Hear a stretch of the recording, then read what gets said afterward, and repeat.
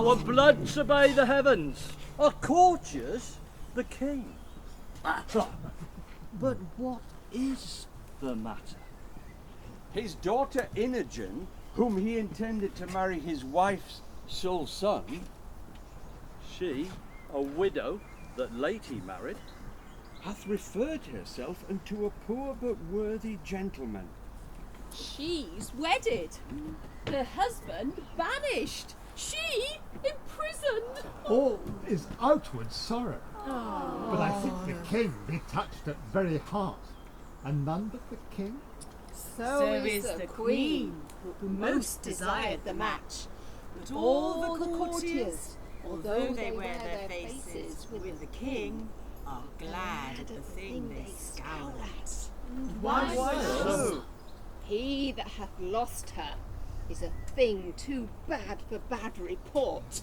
And he that hath her, I mean that married her and therefore banished, so fair and outward, such stuff within endows no man but he. You speak him far.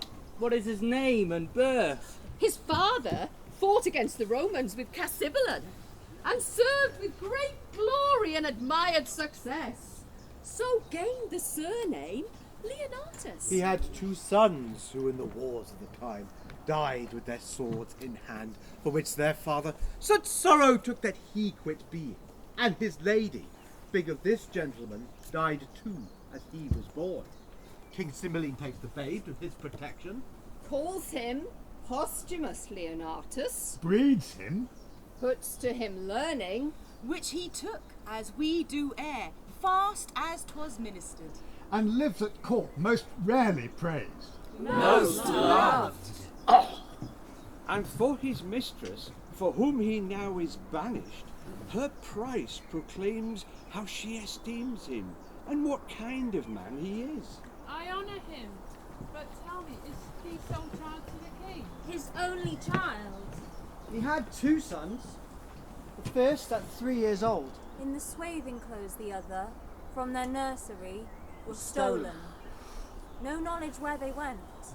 How long is this ago? Some 20 years. I marvel that such princes should be so slackly guarded that could not trace them. 'Tis strange, yet is it true, friends. We must forbear. Here comes this posthumous, the queen and princess. No!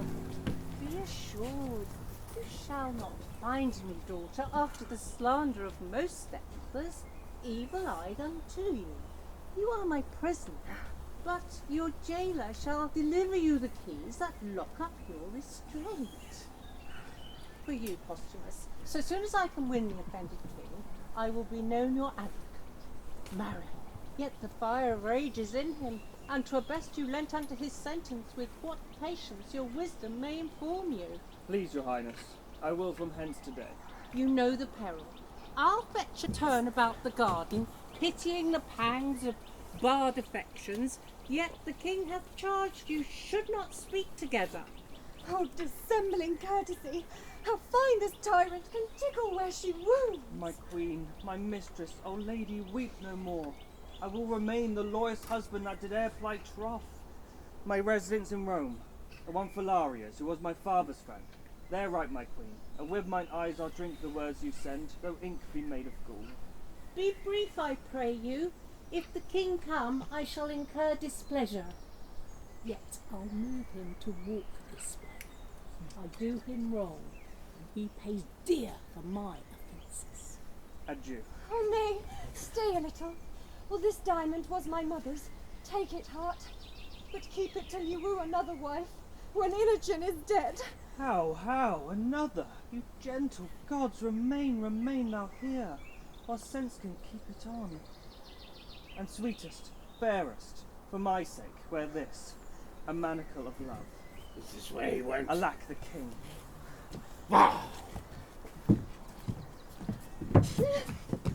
Thou basest thing, avoid! If, after this command, thou fraught the court with thy unworthiness, thou diest. Away! Thou'rt poison to my blood. The gods protect you. Thou! I'm gone. Oh, thou disloyal thing, thou heapest age on me. Past grace, obedience. Past hope and in despair. Thou mightest have had the sole son of my queen. Bless that I might not. I chose an eagle and did avoid a puttock. You chose a beggar. Wouldst have made my throne a seat of baseness, oh thou vile one. Sir, it is your fault that I have loved Posthumus. You bred him as my playfellow, and he is a man worth any woman. Overbuys me almost the sum he pays. What, art thou mad? Almost, sir, heaven restore me. Would I were a shepherd's daughter, and my Leonatus our neighbour shepherd's son. Oh, thou foolish thing. They were again together. Thou hast not done after our command. Away with her and pen her up. Beseech your patience. You must give way. Sweet sovereign, leave us to ourselves. Nay, let her languish. Die of this folly. Oh. Here is your servant. How now, sir? What news? Only that your son drew upon my master. No harm is done, I trust. Well, there may have been, but rather than my master played them for. They were parted by gentlemen at hand. Oh, I am glad. Oh, your son's my father's friend. He takes this part to draw upon an exile. Oh, brave sir. Well, why came you from your master? On his command, he wishes you to be employed. Your faithful servant. I humbly thank your highness. I pray you, walk a while. About some half hour hence, I pray you speak with me. You shall at least go see my lord aboard. But this time, leave me. I shall, madam. When did he come, the queen? Sir, I would advise you to shift a shirt. The violence of action hath made you weak. Where air comes out, air comes in. There's none abroad so wholesome as that you vent. If my shirt were bloody, then to shift it. Have I hurt him? Hurt him, his body's a thoroughfare for steel. I would they had not come between us. No, indeed, sir. Puppies. The villain would not stand me. I would they had not said till you had measured how long a fool you were upon the ground. And that she should love this fellow and refuse me. Sir, as I told you always, her beauty and her brain go not together. She's a good sign, but I've seen small reflection of her wit. She shines not upon fools, lest her reflection should hurt her. Come, out to my chamber. Would there had been some hurt done? Would it have been the fall of an ass, which is no great hurt. Come on! Pisanio, what news? What news of him? Oh, I would thou grewest out of the shores of the haven and questioned every sail. What was the last he spake to thee? It was of his queen, Then waved his handkerchief. I've kissed it too, madam. Senseless linen, happier therein than I. And for so long as he could make me distinguish him from others, he did keep the deck. With glove or hat or handkerchief, still waving, has so to express how slow his soul sailed, how swift the ship. Oh, sir, thou shouldst have made him as little as a crow, or less ere left to after eye him. So I did. Oh, I would have broke mine eye strings, cracked them, for nay, followed him till he had melted from the smallness of a gnat to air, and then turned mine eye and wept. Oh, good Pisanio, I could not take my leave of him, but had such pretty things to say. Ere I could tell him that I would think on him at certain hours, such thoughts and such. Or I could make him to swear that the sheaves of Italy should not betray mine interest nor his honour. Or ere I could give him that parting kiss which I had set betwixt two charming words. Comes in my father, and like the tyrannous breathing of the north, shake all our buds from growing. The Queen, madam, desires your highness company. Those things I bid you do, get them dispatched. I shall, madam. I will attend the Queen. Oh, yes.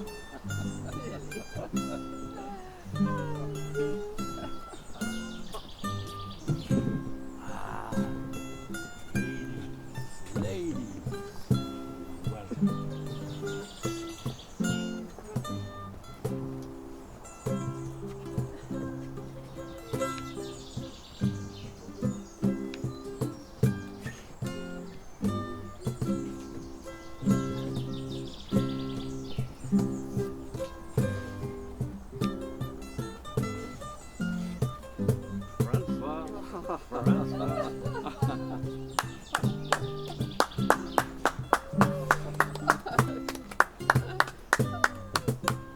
Believe it, friends, I have seen him in Britain. He was then of a crescent note expected to prove worthy, but I could then have looked on him without the help of admiration. You speak of him when he was less furnished than he is now. I have seen him in France. There were very many there could behold the sun with eyes as firm as he. This business of his marrying his king's daughter, wherein he must be weighed rather by her value than his own. And then his banishment. Aye, and this lamentable divorce. Under her colours is wonderfully to extend him. But how comes it he is to sojourn with you? How creeps acquaintance? Oh, his father was a friend of mine, to whom I have been often bound. Well, here comes the Briton. Let him be entertained amongst you, as suits a stranger of his quality. I beseech you all, be better known to this gentleman, whom I commend as a noble friend of mine. Sir, we have known together in Orleans. Since when I have been debtor to you for courtesy. Oh, sir, you o'errate my poor kindness, but I was glad I could atone my countrymen and you. It had been a pity to set to with so mortal a purpose upon so slight and trivial a matter.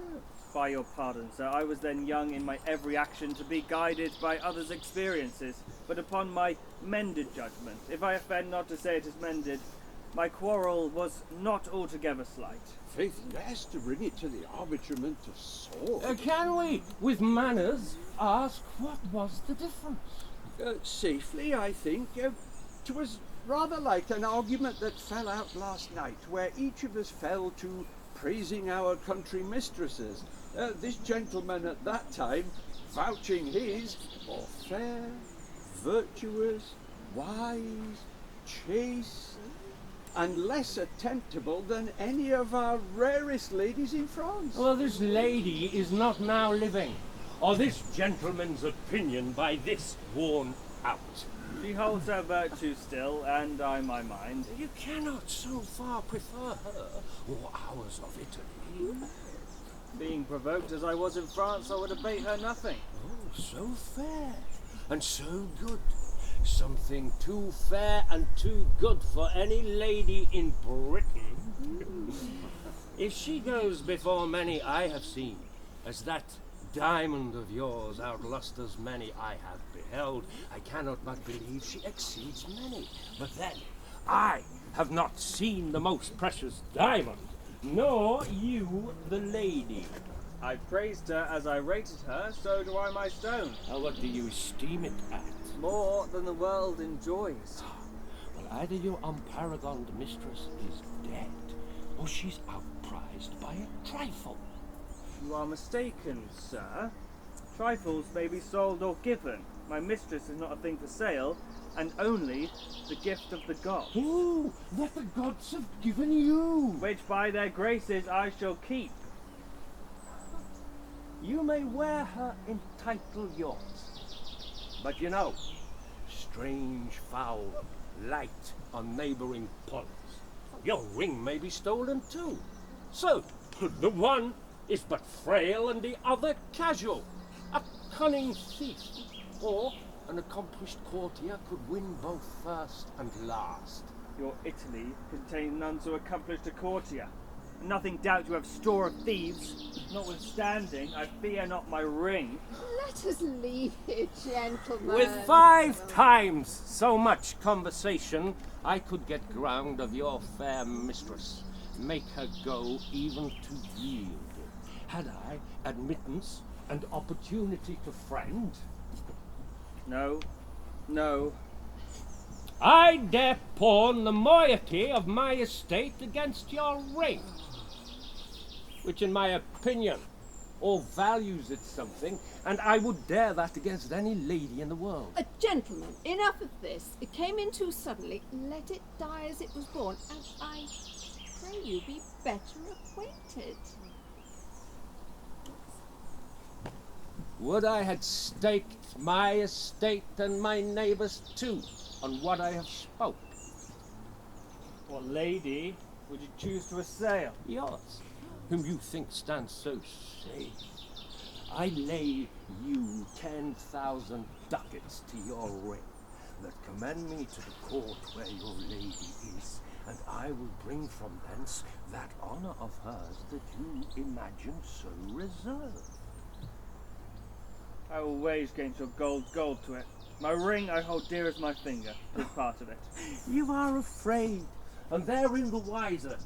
I would undergo what's spoken, I swear. Will you? I shall but lend you my diamond till your return. Let there be covenants drawn between. My mistress exceeds in goodness the hugeness of your unworthy thinking. I dare you to this match. Here's my ring. I will have it no lay. By God, it is one. If I bring you no sufficient testimony that I have enjoyed the dearest bodily part of your mistress, then my 10,000 ducats is yours.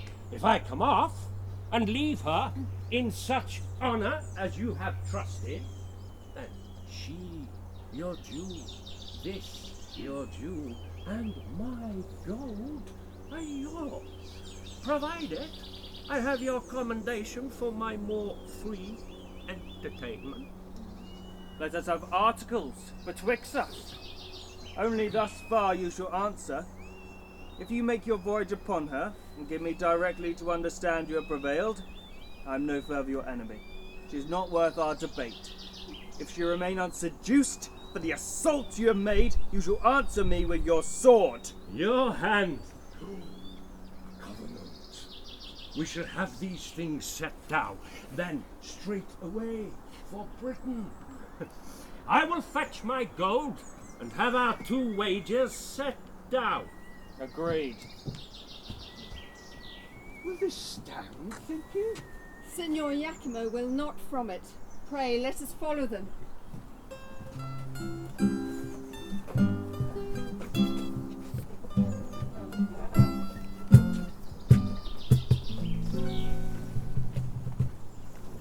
Whilst yet the dew's on ground, gather those flowers.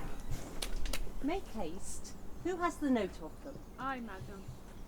Dispatch.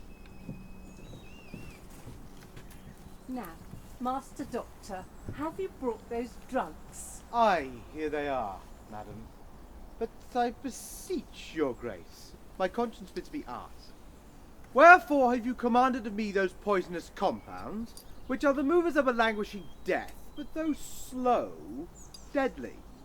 I wonder, Master Doctor, thou should ask me such a question. Have I not been thy pupil long? Hast thou not learnt me how to make perfumes, distill, preserve, yea, so that our great king himself doth woo me oft for my confections?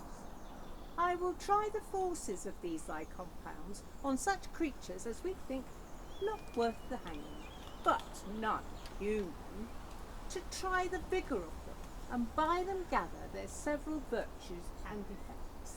Your highness shall from this practice, but make hard your heart. Besides, the seeing these effects, 'twill be both noisome and infectious. Oh, content. Here comes a flattering rascal. Upon him will I first work. He's for his master, an enemy to my son. How now, Pisanio? Doctor, your service for this time is ended. Go your own way. I do suspect you, madam, but you shall do no harm. I do not like her. She does think she has strange lingering poisons. I do know her spirit, and will not trust one of her malice with a drug of such damned nature. Though she will stupefy and dull the sense a while, which first, perchance, she'll prove on cats and dogs, but afterwards up higher. But there is no danger in what show of death it makes, mere locking up the spirits for a time, to be more fresh, reviving. She is fooled, and I the truer, so to be false with her. No further service, Doctor, until I send. I humbly take my leave.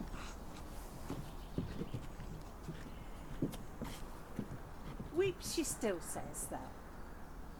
When thou shalt bring me word she loves my son, I'll tell thee then upon the instant thou art as great as is thy master. Greater, for his fortunes are at last gasp. Thou takest up thou knowest not what, but take it for thy labour. It is a thing I made, which hath the king 5 times redeemed from death. I do not know what is more cordial and earnest of a greater good than that I mean to do. Tell thy mistress how the case stands with her. Do it as from myself. Think what a chance thou hast to bruit my son, who shall take notice of thee. I'll move the king to any shape of thy preferment, and myself am bound to load thy merit richly. Call my women. Think on my words. A sly and constant knave, not to be shaped. Well, the agent for his master. Well, I have given him that which, if he take, shall quite unpeople her, and which she after, unless she bend her humour, shall taste of true. So, well done, well done. The violets, cowslips, and the primroses. Bear to my closet. Very well, Pisanio. Think my words, Pisanio. And shall do. But when to my noble lord I prove untrue, I'll choke myself! That's all I'll do for you.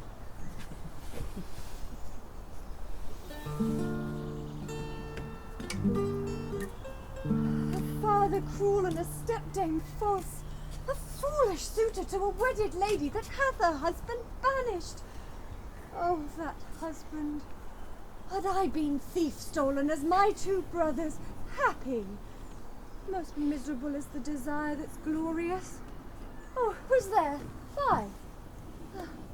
Madam, a noble gentleman of Rome, and with letters. Change you, madam.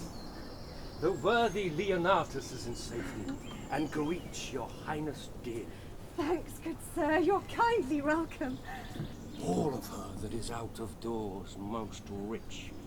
If she be furnished with so rare a mind, she is alone the Arabian bird, and I have lost a wager. Boldness be my friend. Arm me audacity from head to foot. He is one of the noblest note, to whose kindnesses I am most infinitely tied. Reflect upon him accordingly, as you value your trust. Leonatus, well, so far I read aloud. You are as welcome, sir, as I have words to bid you. I thank you, madam. What? Are men mad? Hath nature given them eyes to see this vaulted arch, to distinguish between the fiery orbs above and the twin stone on the unnumbered beach? What makes your admiration? Well, it cannot be the eye. For apes and monkeys twixt 2 such she's would chatter this way and that, nor in the judgment. For idiots in this case of favour would prove wisely definite, nor in the appetite. What is the matter, Drow? That cloyed will, that satiate yet unsatisfied desire, that tub both filled and running. Oh, what, good sir, thus frats you? Are you well? Well, madam, I beseech you, sir, desire my man's abode where I did leave him. He is strange and peevish. I was going, sir, to give him welcome.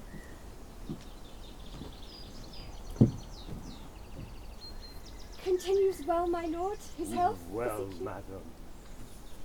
Is he disposed to mirth? Exceeding pleasant. None a stranger there so merry or so gamesome. He is called the Britain Reveller. When he was here, he did incline to sadness. Oh, I never saw him sad. There is a Frenchman there, it seems, much loves a Gallian girl at home. he furnaces the thick sighs from him, whilst the merry Briton, your lord I mean, laughs from his free lungs, cries, "Oh, can my sides hold that man, who knows what woman is, nay, what she cannot choose but must be, will his free hours languish for assured bond?" Will my lord say so? Aye, madam, with his eyes in flood with laughter. But heaven knows, some men are much to blame. Not he, I hope. Oh, not he. No, whilst I wonder, I am bound to pity two.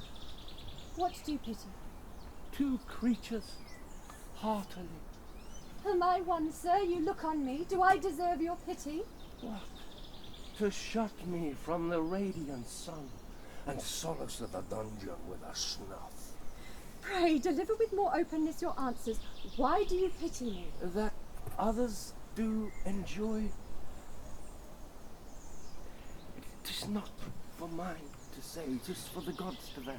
You seem to know of something that concerns me, since doubting oft hurts more than to be sure discover what it is. Had I this cheek to bathe my lips upon, this hand whose touch would force the fearless soul to loyalty, this sight takes prisoner my wild eye, fixing it only here. Should I, damned then, slaver with common lips, peak in an eye base and unlustrous as the smoky light that's fed with stinking tallow? Why, 'twere fit that all the plagues of hell should at one time encounter such revolt. My lord, I fear has forgotten Britain. Let me hear no more. Oh, my dearest soul, your cause has struck my heart. A lady so fair and fastened to an emperor, to be partnered with tomboys hired by your own coffers with such boiled stuff as well might poison. Oh, revenge it, or you revolt against your great stock. Revenged? How should I be revenged if this be true? Revenged? Had he made me live like Dian's priest betwixt cold sheets, whilst he is vaulting variable wamps at your despite upon your purse? Oh, revenge it. I dedicate myself to your sweet pleasure, more noble than that renegade to your bed, and will continue fast in your affections, still close as sure. What ho, Pisanio? Let me my service tender on your lips. No, away! I do condemn mine ears for having listened so long, as base as strange. Thou wrong'st a man who is by far from thy reporters. Thou art from honour, and I do disdain thee and the devil alike. Pisanio, the king my father shall be made acquainted with thy assault. What ho, Pisanio! Oh, happy Leonatus, I may say, the credit that thy lady hath in thee deserves thy trust.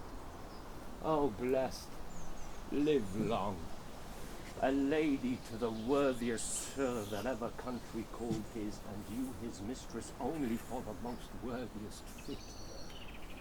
I beg your pardon. You make amends. Your lord entreats men to him. He sits amongst men like a descended god. Oh, be not angry that I have adventured to try you with a false report. It is my love that I bear him made me to fan you thus. But you, his mistress, unlike all others the gods made, chafless. Give me your pardon. All's well, sir. Take my power in the court for yours.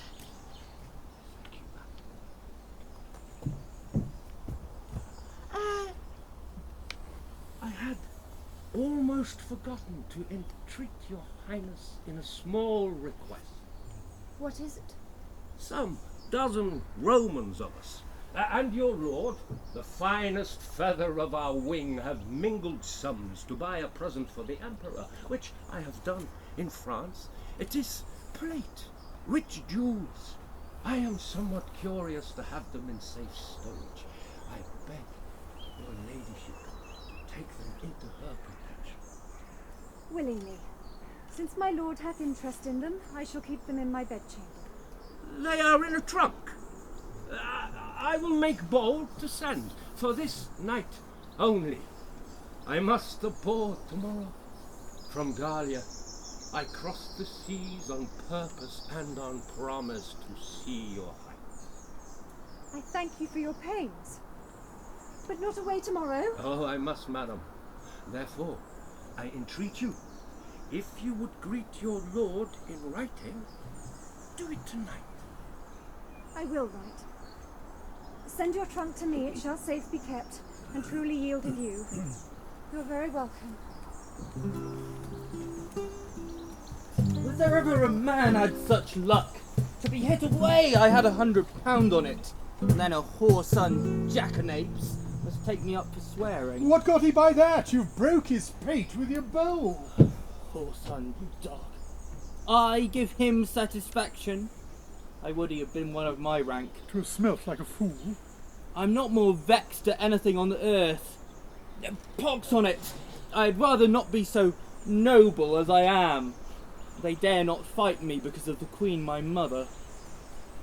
Every jack slave hath his belly full of fighting, and I must go up and down like a cock that nobody can match. Your cock and capon too. Sayest thou? It's not fit your lordship should take on every companion that gives offence to. Why, no, I know that, but it is a fit that I commit offence to my inferiors. It's fit for your lordship only. Why, so I say! Did you hear of a stranger that's come to court tonight? A stranger, and I don't know on it. He's a strange fellow himself, and he knows it not. There's an Italian come, and 'tis thought as one of Leonatus' friends. Leonatus, banished rascal. Come, I'll go see this Italian. What I have lost today at bowls, I'll win tonight of him. Come, go. I'll attend your lordship. If such a crafty devil as his mother should yield the world this ass. Poor Imogen, betwixt a father by thy stepdame governed, a mother hourly coining plots, a wooer more hateful than the foul expulsion is of thy dear husband, oh, the heavens hold firm the walls of thy dear honour.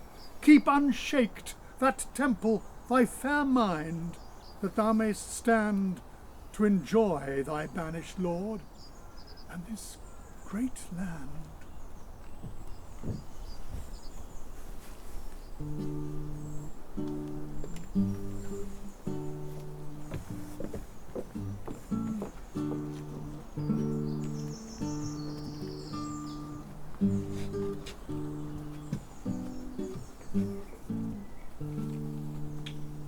Who's there? My woman Helen? Oh, please you, madam. What hour is it? Almost midnight, madam. Then I have read 3 hours already. Fall down the leaf. To bed. Oh, take not away the taper, leave it burning. And if thou canst awake by 4 o'clock, I prithee, call me. Sleep hath seized me wholly. To your protection I commend me, gods, from fairies and the tempters of the night. Guard me, beseech ye.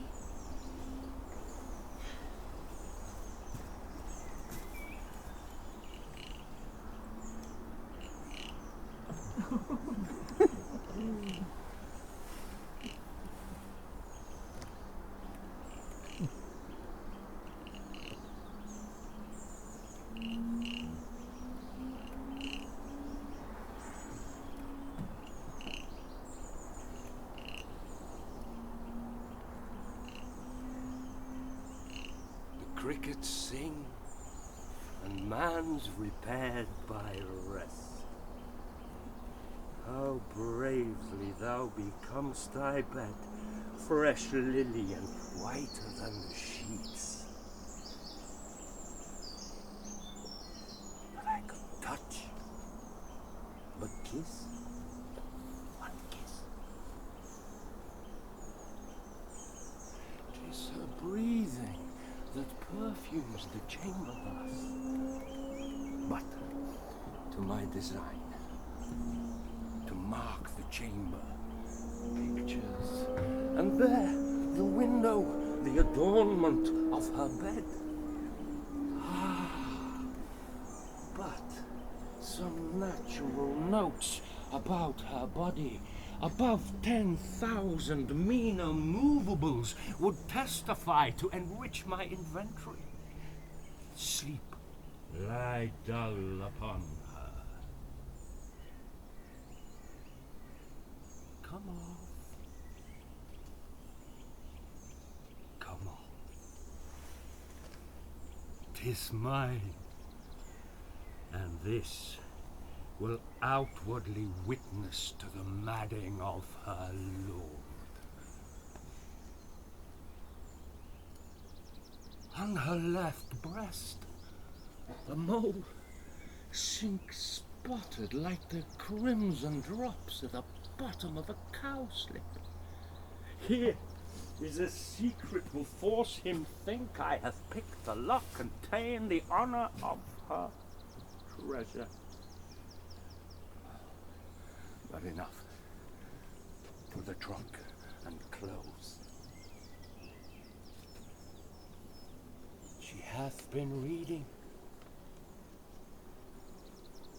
the tale of Tereus, and here the leaf turned down. Swift, swift, you dragons of the night, the dawning may bear the raven's eye. I lodge in fear, though this a heavenly angel, hell is here. One,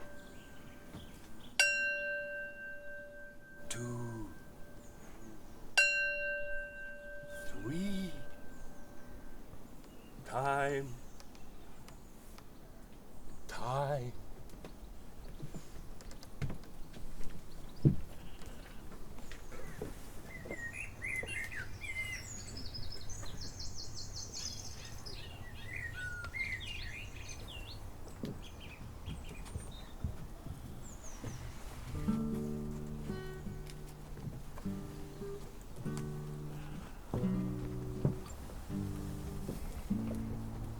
Your lordship is most patient in loss, the coldest that ever threw ace.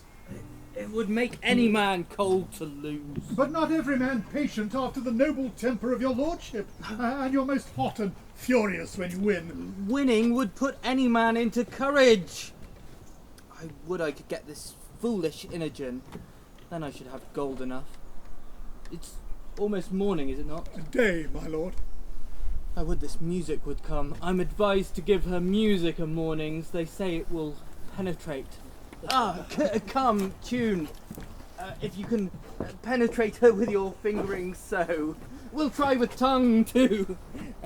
If none will do, then let her remain. But I'll never give her. Come. A wonderful sweet air with admirable rich words to it. Then let her consider.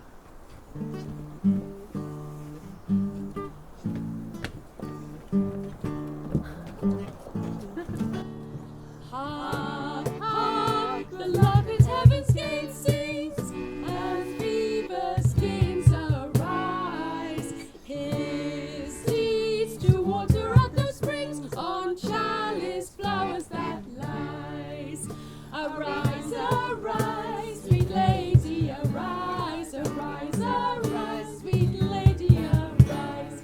Arise, arise, sweet lady, arise, arise, arise, sweet lady, arise. And winking merry birds begin to open their golden eyes. With everything that pretty is, my lady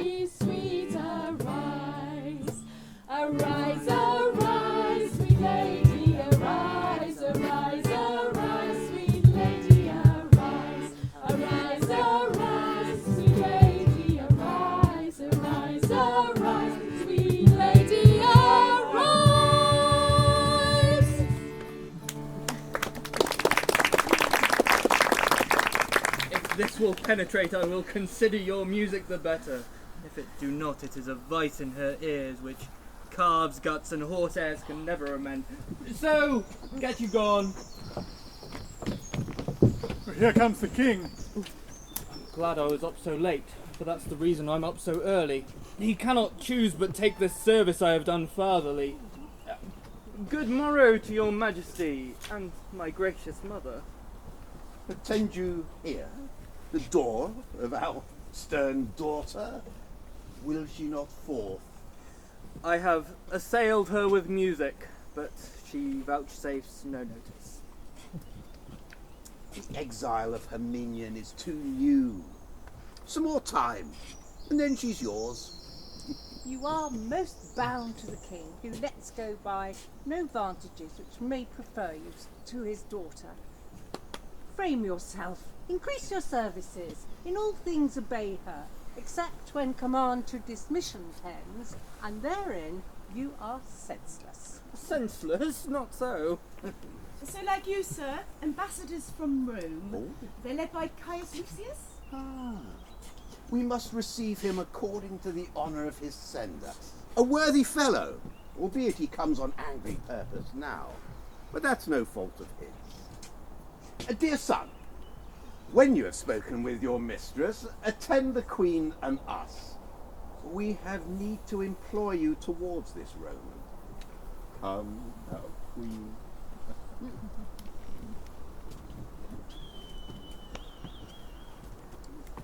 If she be up, I'll speak with her. If not, let her lie still and dream. But by your leave! Oh! I know her women are about her. What if I do line one of their hands? 'Tis gold which buys admittance. Off it doth. Here, what can it not do and undo? I will make one of her women lawyer to me. Oh! Who's there that calls? What's your lordship's pleasure? Your lady's person, is she ready? Aye, to keep her chamber. Here's gold for thee. Sell me your good report. The princess. Ah, good morrow, fairest sister. Your sweet hand. Good morrow to you, sir. You lay out too much pains for purchasing but trouble. The thanks I give is telling you I am poor of thanks and scarce can spare them. Still, I swear I love you. Still I regard it not. This is no answer. But that you shall not say I yield being silent, I would not speak. Faith, pray learn, being taught forbearance. To leave you in your madness twere my sin. I will not do it. Fools are not mad folks. Do you call me fool? As I am mad, I do. I care not for you, indeed, I hate you. You sin against your father. That contract you pretend with that base wretch, it is no contract, none. You must not soil the consequence of the crown with such a base slave. Wert thou the son of Jupiter, thou wert too base to be his groom. The South Bog rot him! His meanest garment is dearer in my respect than all the hairs above thee, were they all made men. Oh, how now, Pisanio! Garment! Now the devil! To Dorothy and Helen hie thee presently. His meanest garment! I am sprited with a fool, frighted and angered worse. Go bid my women to search for a jewel that too casually hath left mine arm. It was thy master's. I do think I saw it this morning, how confident I am. Last night 'twas on mine arm. I kissed it. I hope it be not gone to tell my lord I kiss aught but he. Will not be lost. I hope so. We'll go and search. You have abused me, his meanest garment. I said so, sir. I will inform your father. Your mother too. She will conceive, I hope, but the worst of me. So I leave you, sir, to the worst of your discontent. Well, be revenged, his meanest garment. Well. Fear it not, my friend. I am so sure her honour will remain hers. What means do you make to the king?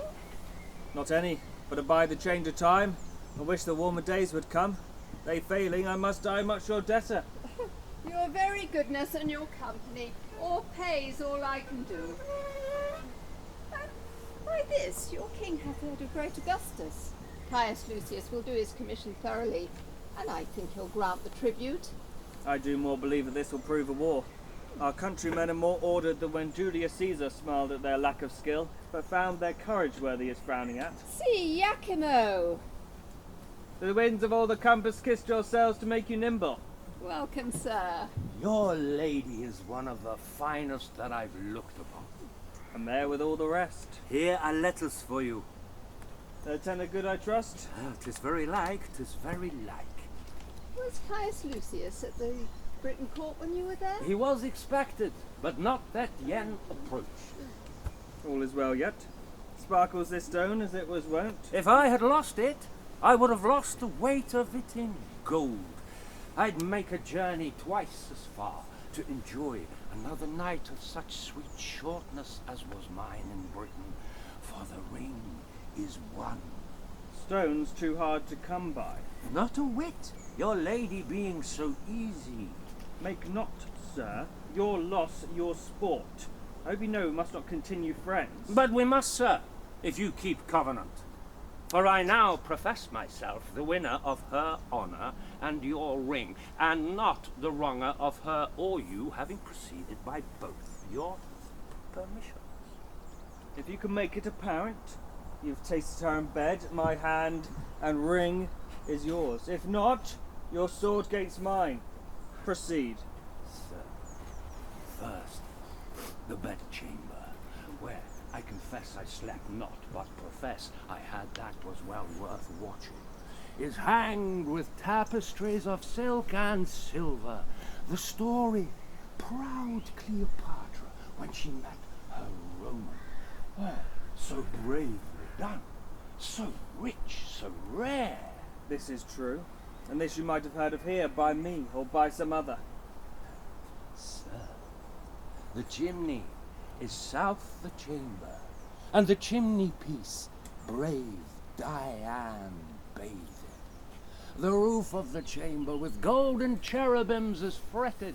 Oh, and 2 winking cupids of silver, each on 1 foot. Let it be granted you have seen all this. The description of her chamber nothing saves the wager you have laid. Then, if you can, be pale. I beg but leave to air this jewel. It must be joined with your ring. I'll keep them. Jove! Is that which I left with her? Sir, I thank her that. She stripped it from her arm. I see her yet. She gave it me and said, I prized it once. Maybe she plucked it off to send to me. Oh, does she write so to you, does she? Oh, no, 'tis true. Here, take this too.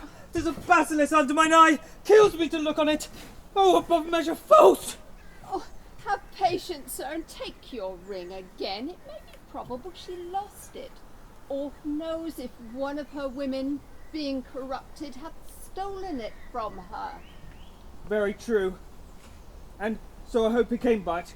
Back of my ring. Render me some corporal sign about her more evident than this, for this was stolen. By Jupiter, I had it from her arm. Hark you, he swears! By Jupiter, he swears! 'Tis true. Nay.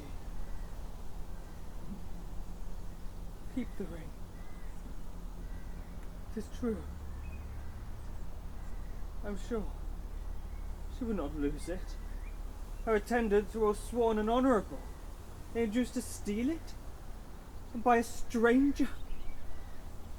No. You have enjoyed her. There. Take thy hire. And all the fiends of hell divide themselves between you. Oh, have patience, sir. She hath been courted by him.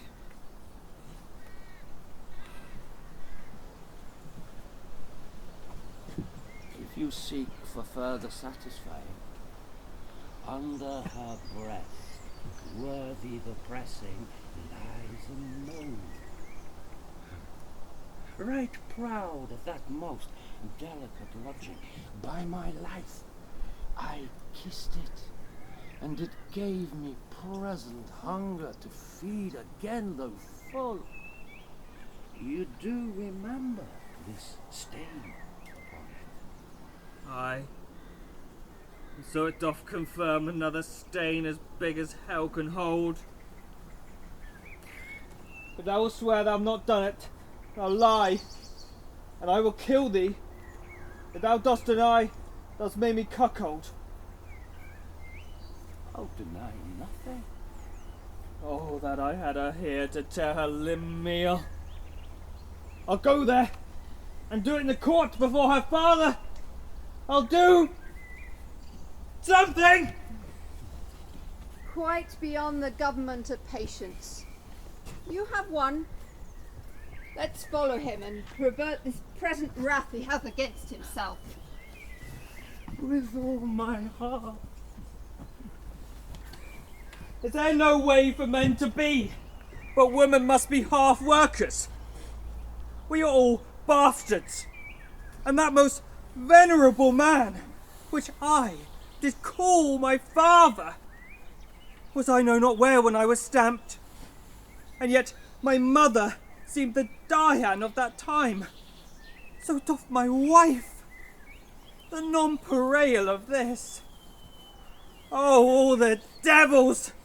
This yellow Yakimo in an hour was not. Like a full acorn boar, a German one, cried oh, and mounted. Could I find out the woman's part in me? For there's no motion that tends to vice a man, but I affirm it is the woman's part. Be it lying, note it, the woman's, flattering, hers, deceiving, hers, lust and rank thoughts, hers, revenges, hers. All faults that may be named, I'll write against them, detest them, curse them. Yet, 'tis greater skill in a true hate to pray they have their will. The very devils couldn't plague them better.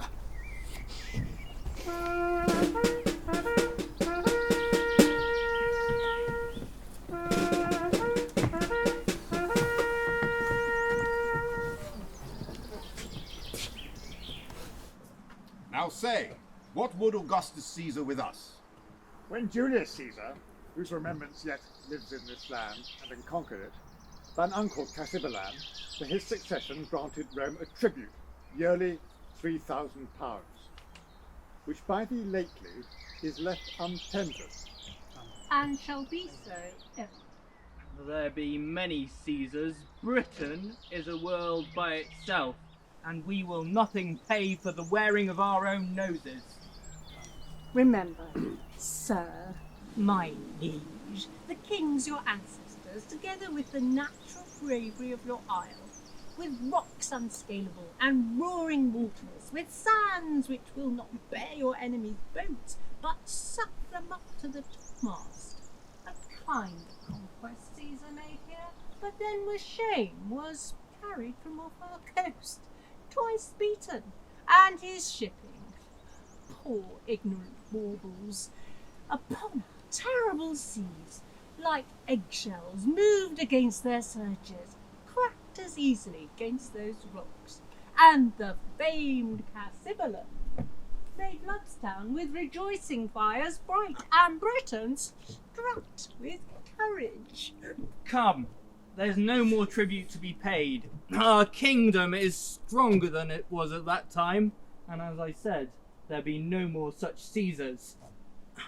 Others may have crooked noses, but to owe such straight arms, none. Son, let your mother end. There are yet many among us can gripe as hard as Cymbeline.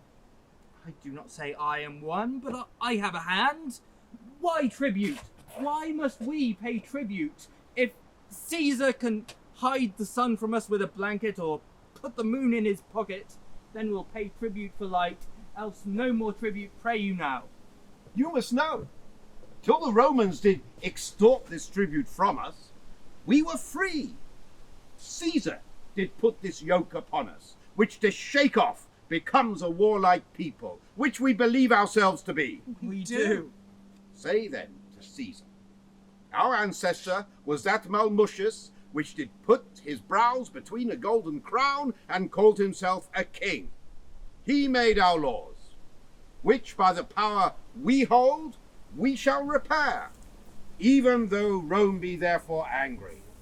I am sorry, Cymbeline, that I must pronounce Augustus Caesar, Caesar that hath more kings his servants than thyself domestic officers, thine enemy. Receive it from me then. War and confusion pronounce I against thee. Look for fury, not to be resisted. Thus defied, I thank thee for myself. Thou art welcome, Caius. Thy Caesar knighted me. My youth I spent much under him, won honours. Yet now I'm perfect, that the Pannonians and Dalmatians for their liberties are now in arms. A precedent which not to read would show the Britons cold, so Caesar shall not find them. Let proof speak.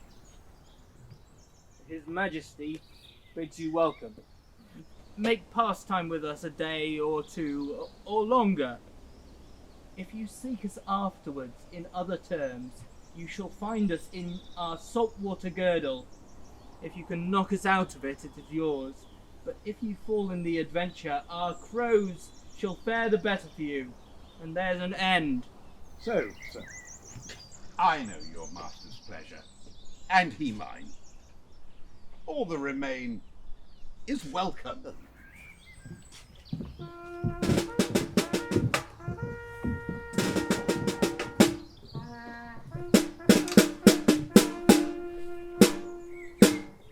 How? Of adultery? What monster's her accuser? Oh, master, what a strange infection has fallen into thy ear. What false Italian, as poison-tongued as handed, hath prevailed on thy too ready hearing? Disloyal? No! She's punished for her truth. Oh, my dear master, thy mind to her is now as low as were thy fortunes. How? That I should murder her? Upon the love and truth and vows that I have made to thy command? I, her bloods! Oh, if it be so to do good service, let me not be counted serviceable. Do it. The letter I have sent her shall give thee opportunity. Oh, damn thee paper! As black as the ink that's on thee! No, here she comes. I am ignorant in all that I am commanded. How now, Helen? Oh, how now, Bassanio? Madam! A letter from my lord. Who? Thy lord? Well, that is my lord Leonatus. Oh, let what is contained here relish of love, of my lord's health, of his content. Yet not that we two are asunder, let that grieve him. Good wax, thy leave. Blessed bees. Now, good news, gods. O dearest of creatures, take notice that I am in Cambria, at Milford Haven. What your own will out of this advise you follow. He wishes you all happiness that remains loyal to his vow, and your increasing in love, Leonatus Posthumus. Oh, for a horse with wings! Oh, hearest thou, Helen, Bassanio, he is at Milford Haven. Read, and tell me how far 'tis thither. For if one of meaner flares may plod it in a week, why may I not glide thither in a day? Oh, well, say how far it is to this same blessed Milford. And by the way, tell me how Wales was made so happy as to inherit such a haven. But this is foolery. How may we steal from hence? Why, prithee, speak. How many score of miles may we well ride twixt hour and hour? 1 score, twixt sun and sun, madam. There's enough for you, and too much too. Why, one who roads to execution, man, would never go so slow. Oh. But first, go feign a sickness. Say you must go home, and find me presently a riding suit to fit a working housewife. Madam, consider, I see before me, Helen, nor hear, nor what ensues, but have a fog in them that I cannot look through. Prithee, away, do as I bid thee. There's no more to say. Accessible is none but Milford way.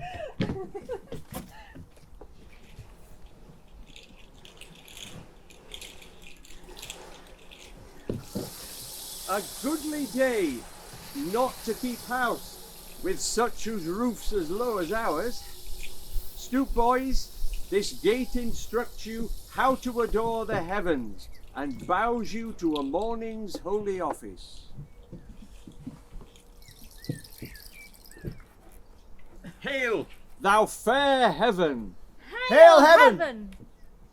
Now for our mountain sport, up to yond hill. Your legs are young, I'll tread these flats. Consider when you above perceive me like a crow, that it is place that lessens and sets off, and often to our comfort may we find the sharded beetle safer than the eagle. This life is nobler than attending for a check. Doing nothing for a bauble's no life to ours. Out of your proof you speak. We poor and fledged have never flocked far from the nest, nor know not what is from home. Happily, this life is best. If quiet life be best, then sweeter to you with your stiff age, but unto us it is a cell of ignorance. What should we speak of when we are old as you? We shall hear the rain and wind beat dark December. How, in this our pincheon cave, shall we discourse the freezing hours away? We are beastly, subtle as a fox for prey, like warlike, like the wolf for what we eat. Our valour is to chase what flies. Our cage we make require, as doth the prison bird, sing our bondage freely. How you speak! Did you but know the city's usuries? The court so slippery that the fear's as bad as falling? Oh, the toil of the Roman wars! Oh, I was once first among the best of note. Cymbeline loved me, and I was as a tree boughs bent with fruit. But in one night a storm shook down my hangings and left me bare to weather. Uncertain favour! My fault being nothing, as I have told you oft, but that two villains swore to Cymbeline I was confederate with the Romans. So began my banishment. This 20 years, this rock and these domains have been my world, where we have lived honest and free. But to the mountains, this is not hunter's language. He who strikes the venison first shall be lord of the feast. I'll meet you in the valleys. How hard it is to hide the sparks of nature. These boys know little they are sons to the king, nor Cymbeline dreams they are alive. They think they are mine. But though brought up thus meanly, their thoughts do hit the roofs of palaces. This Polydore, the heir of Cymbeline and Britain, his father called Guiderius. Jove, when on my 3-foot stool I sit and tell the warlike feats I have done, his spirits fly out in posture that acts my word.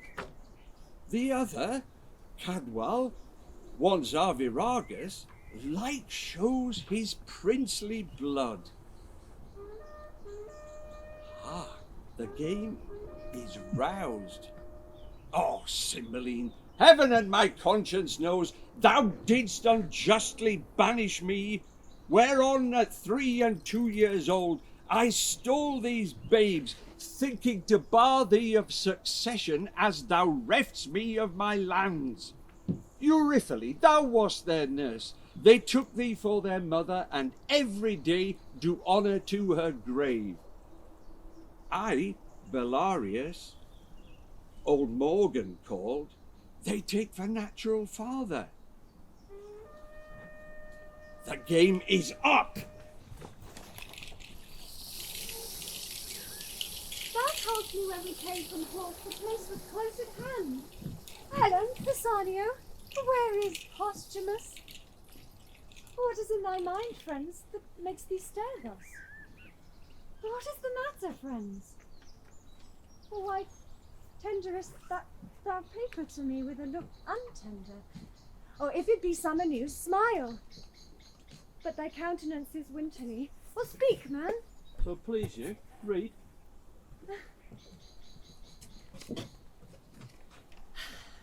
Thy mistress, Bassanio, hath played the strumpet in my bed.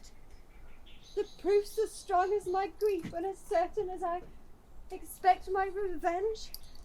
That part thou must act for me, if thy faith be not tainted with the breach of hers. Let thine own hands take away her life. I shall give thee opportunity at Milford Haven. So I need to draw a sword? That paper hath cut her throat already. No! 'Tis slander!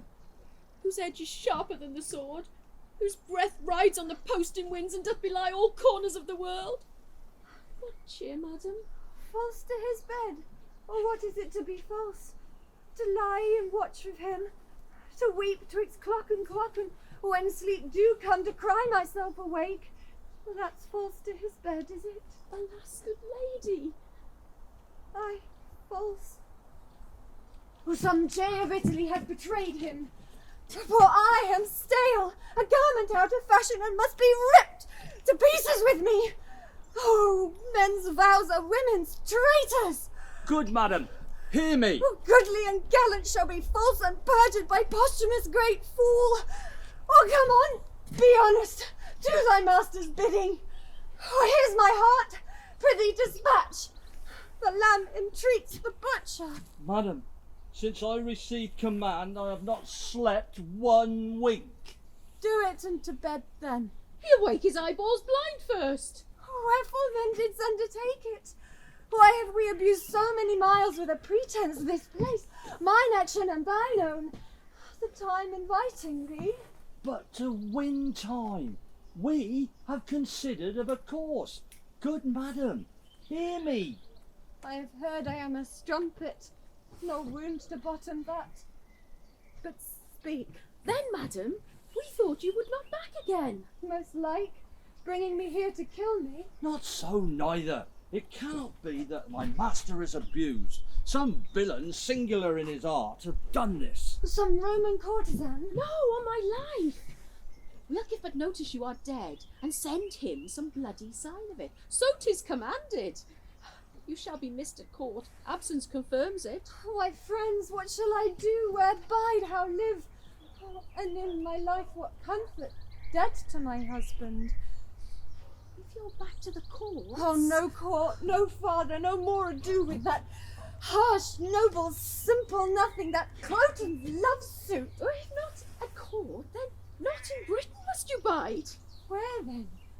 Hath Britain all the sun that shines, day, night, are they not but in Britain? When the world's volume, Britain seems of it, not in it. In the great pool a swan's nest. Oh, prithee think, there's livers out of Britain.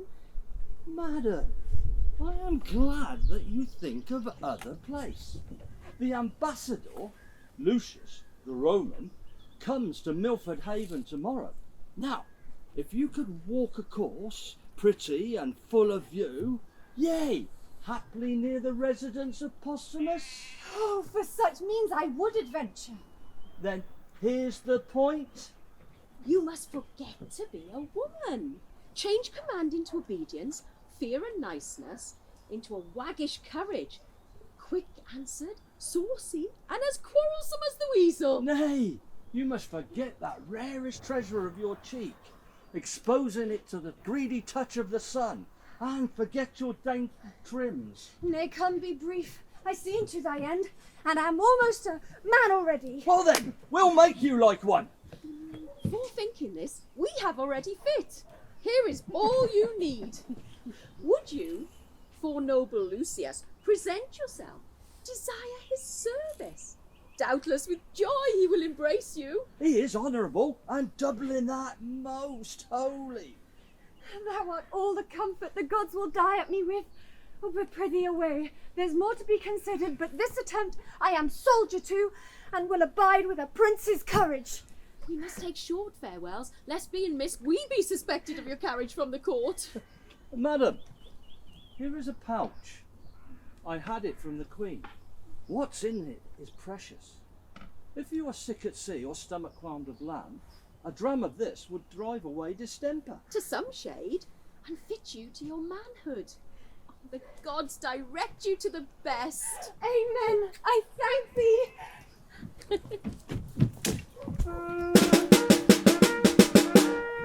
The wine was very fine. Well, thus far. And so, farewell. Thanks, royal sir. My emperor hath wrote I must from hence, and I am right sorry that I must report ye my master's enemy.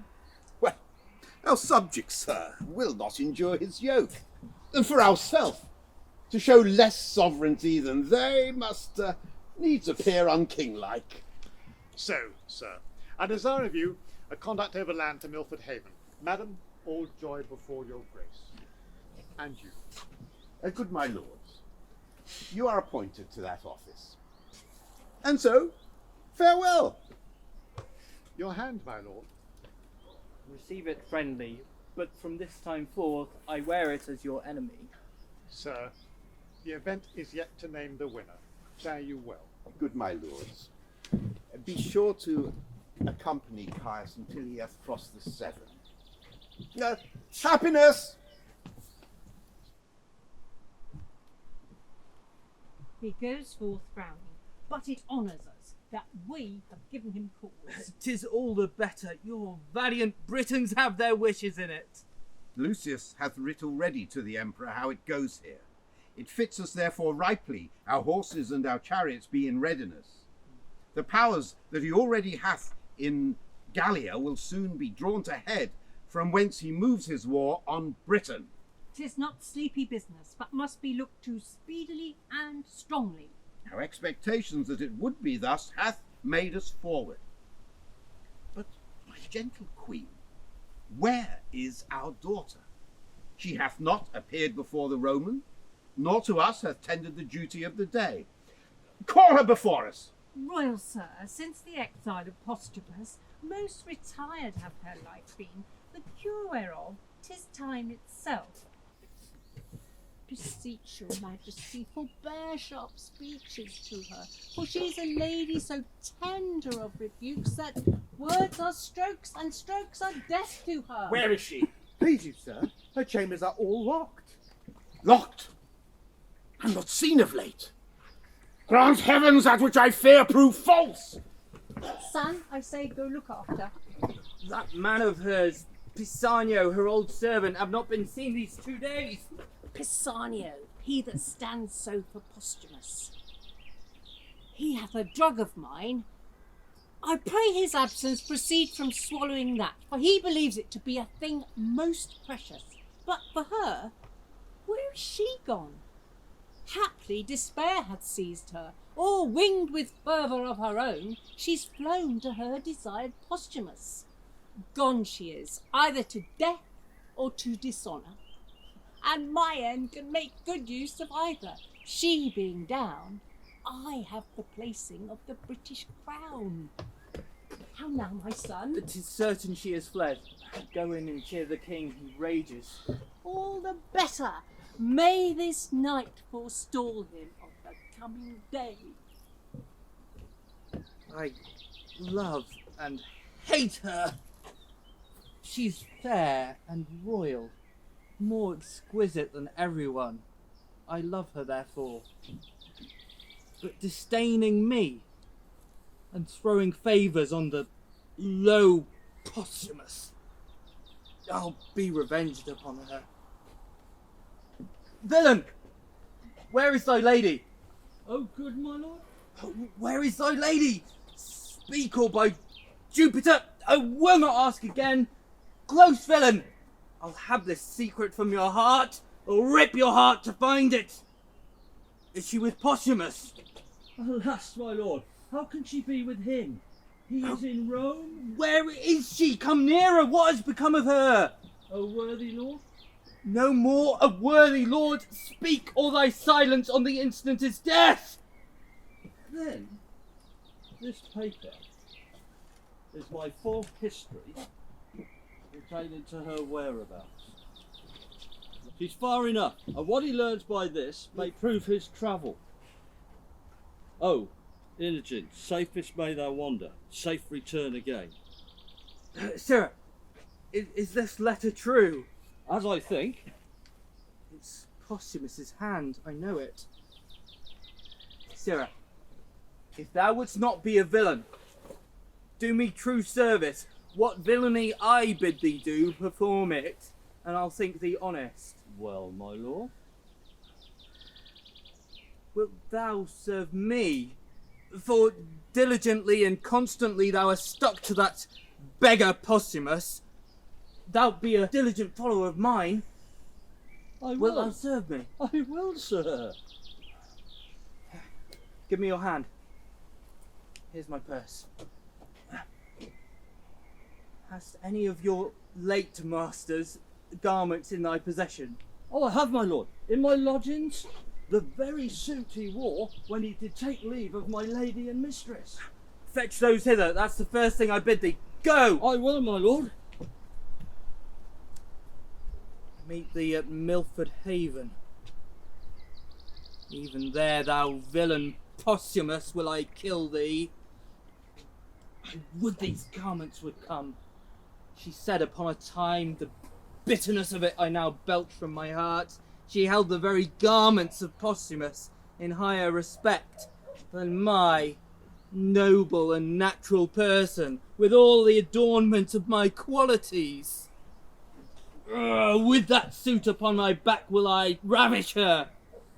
First kill him, then in her eyes shall she see my valour. Him on the ground, my speech of insultment ended on his dead body. And when my lust hath dined, which, as I say, to vex her I will execute in the clothes that she so praised, to the court I'll knock her back, put her home again. She hath despised me rejoicingly, and I'll be merry in my revenge. Be those the garments? Aye, my lord. How long is it since she went to Milford Haven? Oh, she could scarce be there then. Bring this apparel to my chamber. That is the second thing I've commanded thee. The third, thou wilt be mute to my design. Be but duteous, and true preferment shall tender itself to thee. My revenge is at Milford. Would I had wings to follow. Come and be true. Thou bidst me to thy loss. For true to you would be false, and I will never be false to him that is most true. To Milford go, and find not her whom thou pursuest. Flow, flow you heavenly blessings on her. Let this full speed be crossed with slowness. Labour be his meed. Oh, mead. Ale. Infused water. Refreshment. Methinks it's time for an interval. I will be back in 20 minutes to knit up this tale.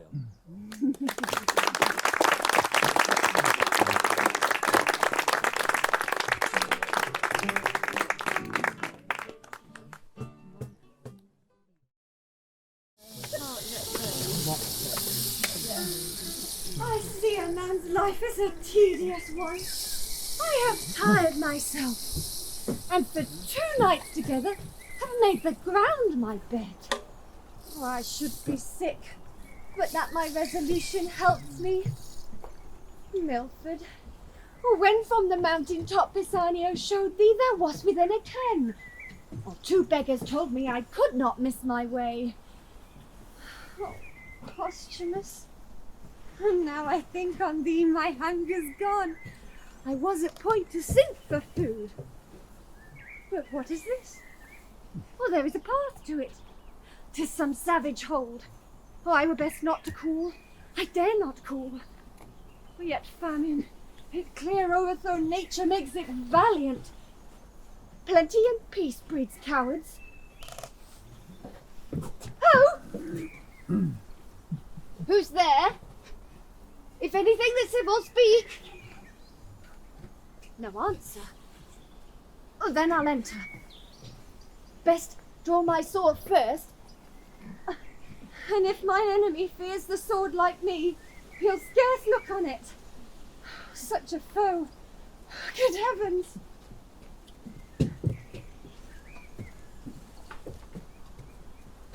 You, Polydor, have proved best hunter and are master of the feast. Cadwal and I will play the cook and servant. Now, peace be here, for house that keeps thyself. I am weary. And hungry. It's cold me to the cave. We'll browse on that whilst what we have killed be cooked. Stay, come not in.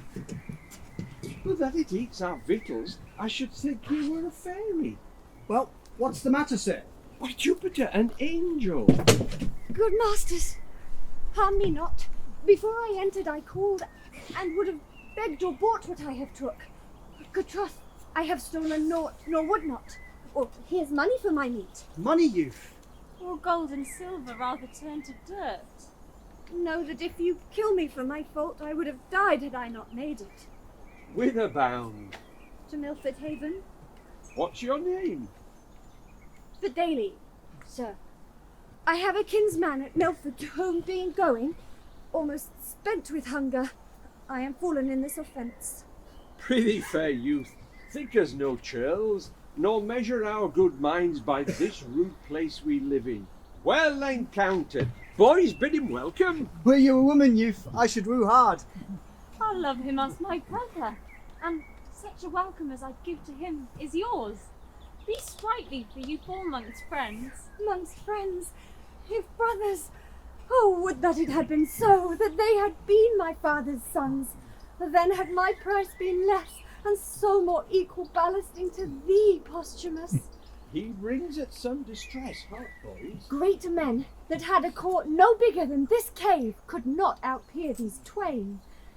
Fair youth, come in. When we have supped, we'll demand of thee thy story, so far as thou'lt speak it. Pray, draw near. The night to the owl and morn to the lark less welcome. Thanks, sir. I pray, draw near.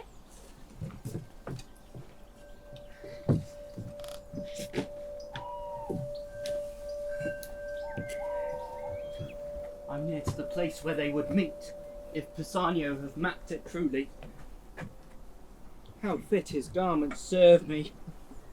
Why should his mistress not be fit too? The lines of my body are as well drawn as his. No less young, more strong. Not beneath him in fortunes, above him in birth, and most remarkable in single oppositions. Yet this imperseverant thing loves him in my despite. Oh, what mortality is! Posthumus, thy head, which is now growing upon thy shoulders, shall within this hour be off, thy mistress enforced, thy garments cut to pieces before her face. All this being done, I'll spurn her home to her father, who may haply be a little angry with my so rough usage, but my mother will turn all into my commendations. My horse is tied up safe, outsword, and to a sore purpose. Fortune, put them into my hand. This is the very description of their meeting place, and the fellow would not deceive me. You are not well. Remain here in the cave. We'll come to you after hunting. Brother, stay here. Are we not brothers? So man and man should be. I am very sick. I'll abide with him. I am so sick I am not well. So please, leave me, stick to your journal cause. I am ill, but your being by me cannot amend me. Society is no comfort to one not sociable. I am not very sick, since I can reason of it. But I love thee as much as I do love my father. What? How? How? If it be sin to say so, I yoke me in my good brother's fault. I know not why I love this youth, and I have heard you say love's reasons without reason. The hearse at door and who should die? I'd say my father. Oh, noble strain, oh worthiness of nature, breed of greatness. Cowards father cowards, and base things sire base. Nature hath meal and bran, contempt and grace.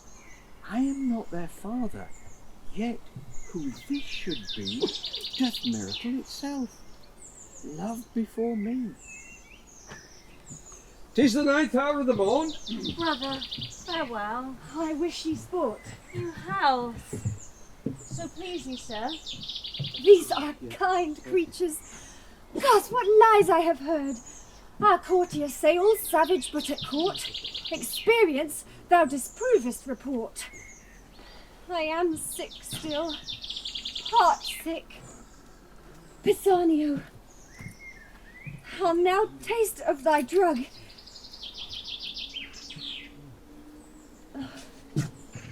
We'll leave you for this time. Go in and rest. You'll not be long away. Pray, be not see, for you must be our housewife. Well or ill, I am bound to you. And shalt be ever. This youth, howe'er distressed, appears he hath had good ancestors. How angel-like he sings. And his neat cookery. But I note both grief and patience root in him, mingling together. Grow patience, and let the stinking elder grief untwine his perishing root with the increasing vine. Well, 'tis great morning. Come away. Who's there? I cannot find those runagates. The villain hath mocked me. I am faint. Those renegades? Means he not us? I partly know him. 'Tis Cloten, the son of the Queen. I fear some ambush. I've seen him not these many years, yet I know 'tis he. We are taken for outlaws, hence. He is but one. You, my brothers, go seek what companies are abroad. Pray you, away, let me alone with him. Soft. What are you that fly me thus? Some villain mountaineers. I have heard of such. What slave? What robber? Yield thee, thief! To who? To thee? What art thou? Have I not an arm as big as thine? A heart as big? Why should I yield to thee? Thou, injurious thief! Hear but my name and tremble! What's thy name? Cloten, thou villain! Cloten? Thou double villain be thy name. Were it snake, toad, spider, would move me sooner. Art not afeard? Those that I reverence, those I fear. Fools I laugh, not fear them. Die the death! When I have slain thee with my proper hand, I'll follow those that even now fled hence. And on the gates of Ludstown set your heads! Yield! Rustic mountaineer! Ah!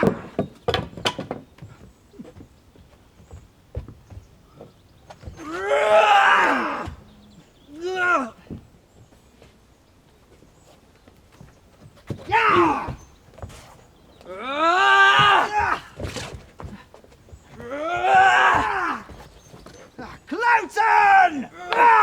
The villain! Yield! Yield!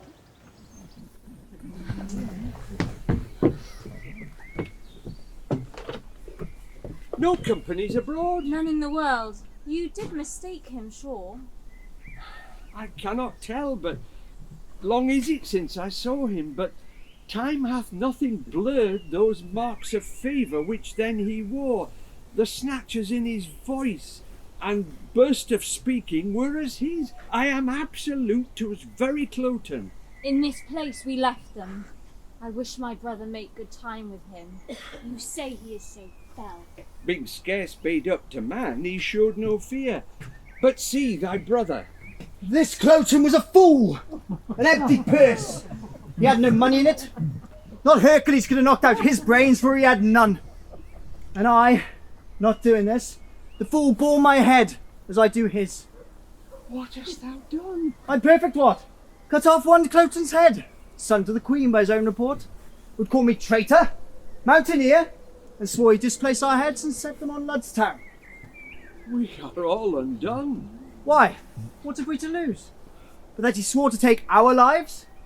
The law protects, not us. Why should we fear the law? What company discover you abroad?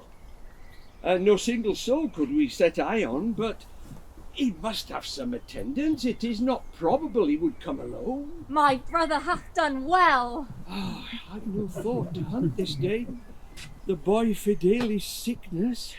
And with his own sword, which he did wave against my throat, I ta'en his head from him. I'll send it to the creek, let it to the sea, and tell the fishes that he is the Queen's son, Cloten. 'Twill be revenged. Would I had done it. Polydor, I envy much. Thou hast robbed me of this deed. Well, 'tis done. To our rock. You and Fidele play the cooks. I'll bring your hasty brother to dinner presently. Oh, sick for daily. I'll willingly to him. Oh, divine nature, thou show'st thyself in these two princely boys. They are as gentle as zephyrs blowing beneath violet, and yet as rough, their royal blood enchafed, as the rudest winds that shake the mountain pine.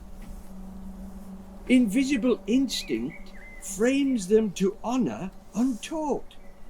Yet still it's strange what Cloten's being here to us portends, or what his death might bring us. Where is my brother? I have sent Cloten's clotpole down the stream in embassy to his mother.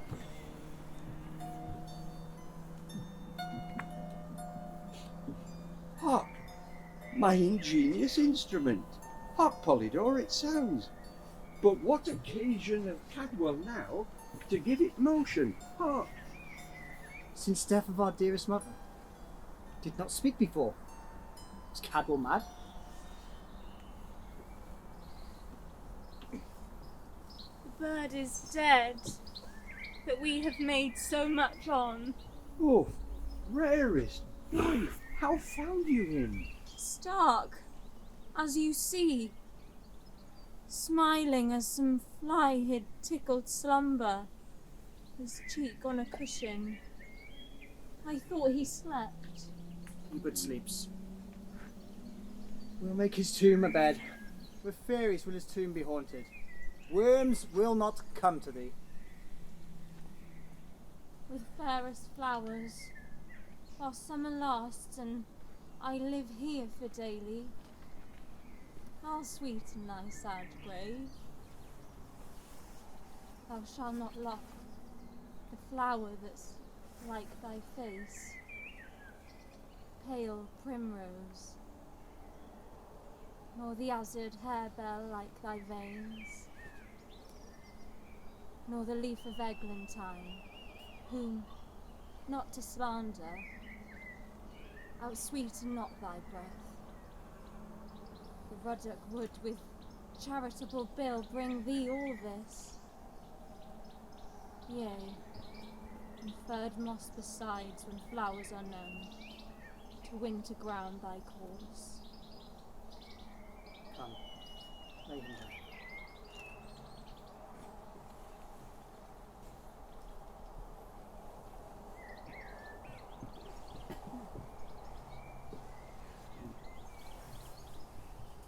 Be it so. and let us, Polydore, sing him to the ground. Cattle I cannot sing. I'll word it with thee. Great griefs I see medicine the less, for Cloten is quite forgot.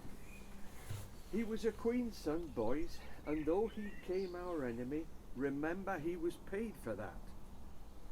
Our foe was princely, and though you took his life as being our foe, yet bury him as a prince. Pray you, fetch him hither. You'll go fetch him, we'll say our song the whilst. Brother, begin. Fear no more the heat of the sun, nor furious winter's rages. Thou thy worldly task hast done. Home art gone, and ta'en thy wages. Golden lads and girls all must, as chimney sweepers come to dust. Fear no more the frown of the great. Thou art past the tyrant's stroke. Care no more to clothe and eat. To thee the reed is as the oak. The sceptre, learning, physic must all follow this and come to dust. Fear no more the lightning flash, Nor the all-dreaded thunderstone. fear not slander, censure rash. Thou hast finished joy and blown. All lovers young, all lovers must consign to thee and come to dust. No exerciser harm thee, Nor no witchcraft charm thee. ghost unlaid forbear thee. Nothing ill come near thee. Quiet consummation have, and renowned be thy grave.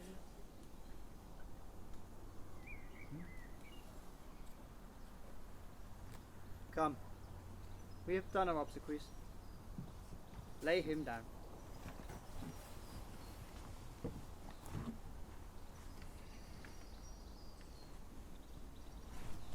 Here's a few flowers, and strewings fixed for grave. You were as flowers once, now withered. Even so these herblets shall, which we upon you strow. Come, away, the ground has them again. Their pleasures here are past, so is their pain.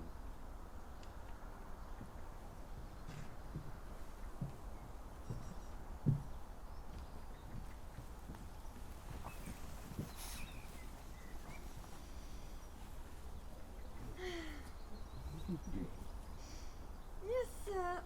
To Milford Haven. Oh, which is the way? Well, I thank you. Pray, how far? Oh, can it be 6 mile yet? Faith, I'll lie down. Oh, gods and goddesses!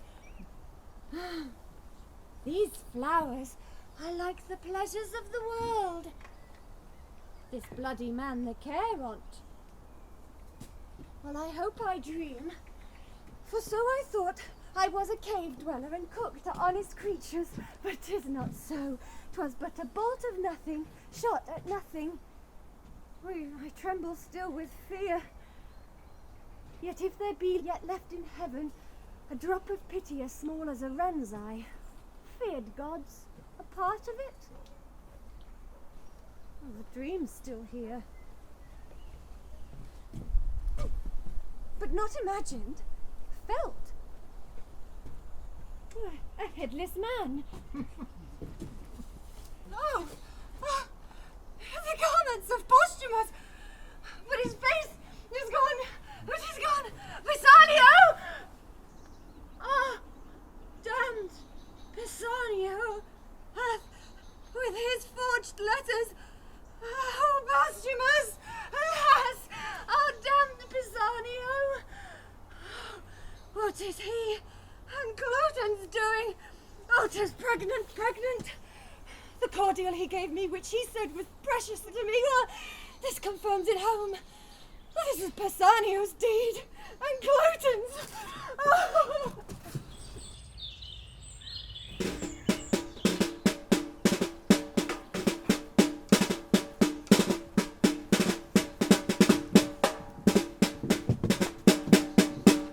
The legions garrisoned in Gallia have crossed the sea, attending here at Milford Haven with your ships.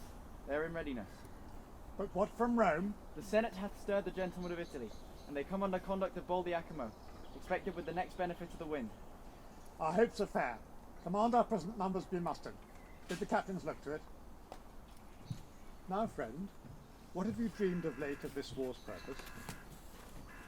Last night, the very gods showed me a vision. I fasted and prayed for their intelligence. Thus, I saw Jove's bird, the Roman eagle, winged from the spongy south to this part of the west. There vanished in the sunbeams, which portends, unless my sins abuse my divination, success to the Roman host. Clean often sent and never false. Soft home. One clunky here without his top. A cage, or dead or sleeping. But dead rather, for nature doth abhor to sleep upon the dead. Let's see the boy's face. He's alive, my lord. You'll then instruct us of this body. Young one, whose trunk is inside that bloody pillow? What's thy interest in this sad wreck? How cam't? Who is't and what art thou? I am nothing. Ah, this, my master that here by mountaineers lies slain. Alas, there is no more such masters. I may try many, all good, serve truly, and never find another. Thou movest no less with thy complaining than thy master in bleeding. Say thy name, good youth. For daily, sir. Thou provest thyself the same. Thy name well fits thy faith thy name. Wilt take thy chance with me? I will not say thou shalt be so well mastered, but be sure no less beloved. Thy worth prefers thee. Come. I'll follow, sir. But first, and please the gods, I'll hide my master from the flies, and strew with wildwood and weeds his grave. Say prayers, then follow. So please you entertain me. The boy has taught us manly duties. Let us seek out the prettiest daisied plot we can and make a grave. Come, boy, and wipe thine eyes. Some fools are means the happier to arise.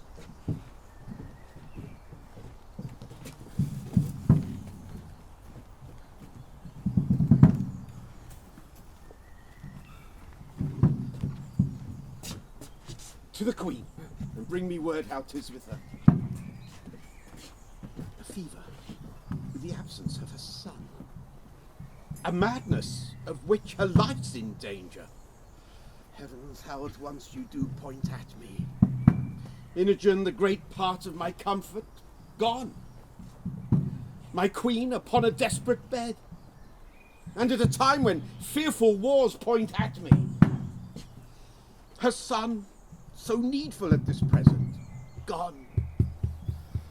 Oh, it strikes me past the hope of comfort. But for thee, fellow, who needs must know of her departure, will enforce it from thee. My liege, I dare be bound he's true. For Cloten there wants no diligence in seeking him, and will no doubt be found. So please your majesty, the Roman legion, all from Gallia drawn, are landed at your coast, by the Senate sent. Now for the counsel of my son and queen, I am amazed with matter. Good, my liege. Come more, for more you're ready. The want is but to put the powers in motion that long to move. We care not for Italy, but grieve at chances here. Away!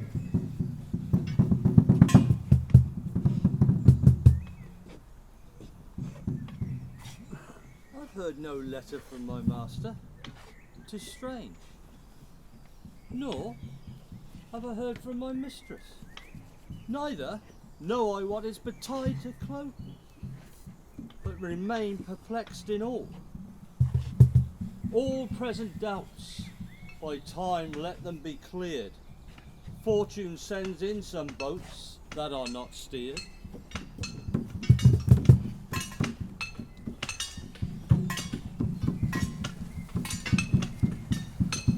Noises round about us!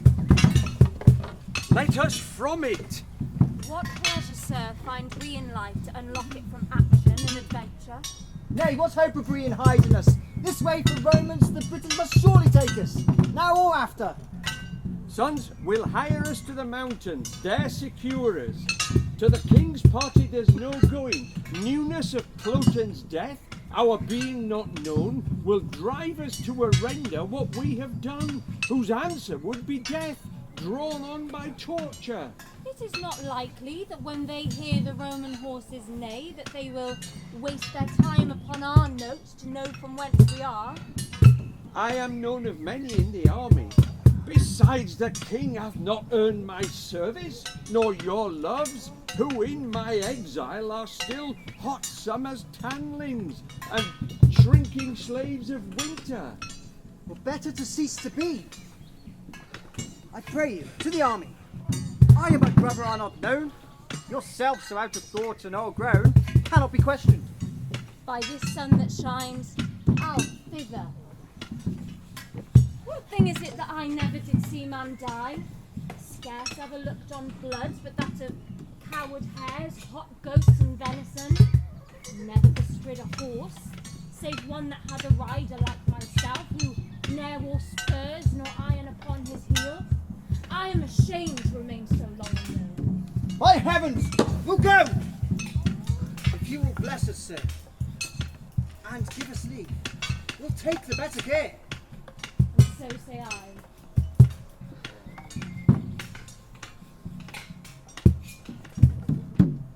Have with you then.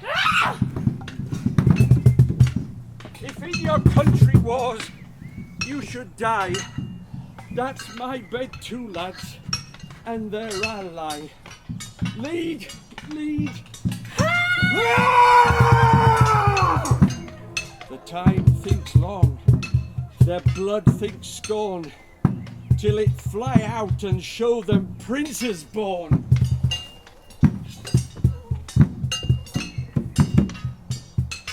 Yea, bloody cloth, I'll keep thee, for I once wished thou shouldst be coloured thus. I brought hither among the Italian gentry now to fight against my lady's kingdom. 'Tis enough of Britain. I have killed thy mistress. Peace!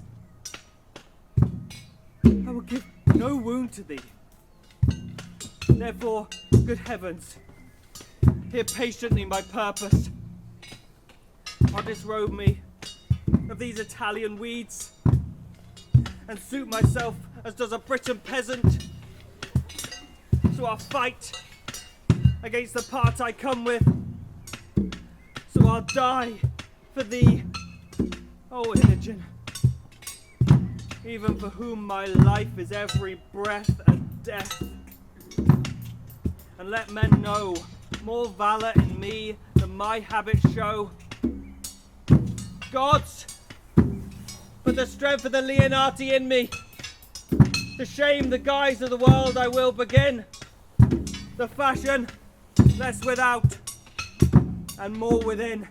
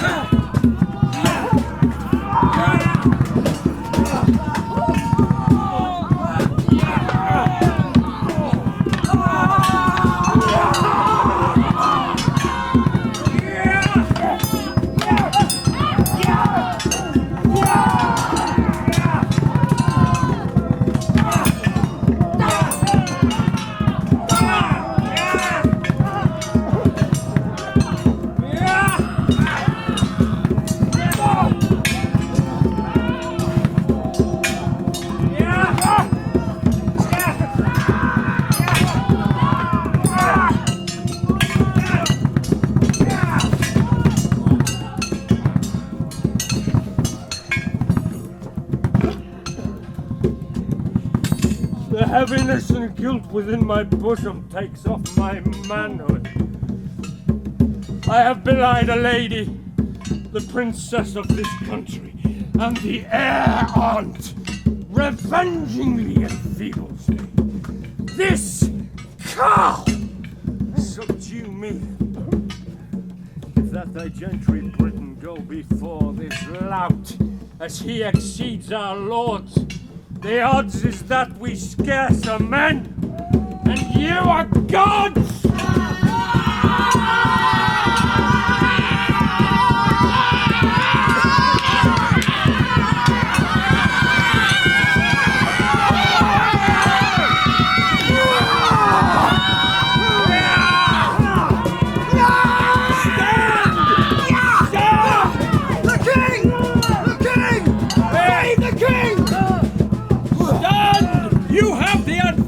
Of the ground! The lane is guarded! Nothing routs us but the villainy of our fears! Stand! Stand and fight!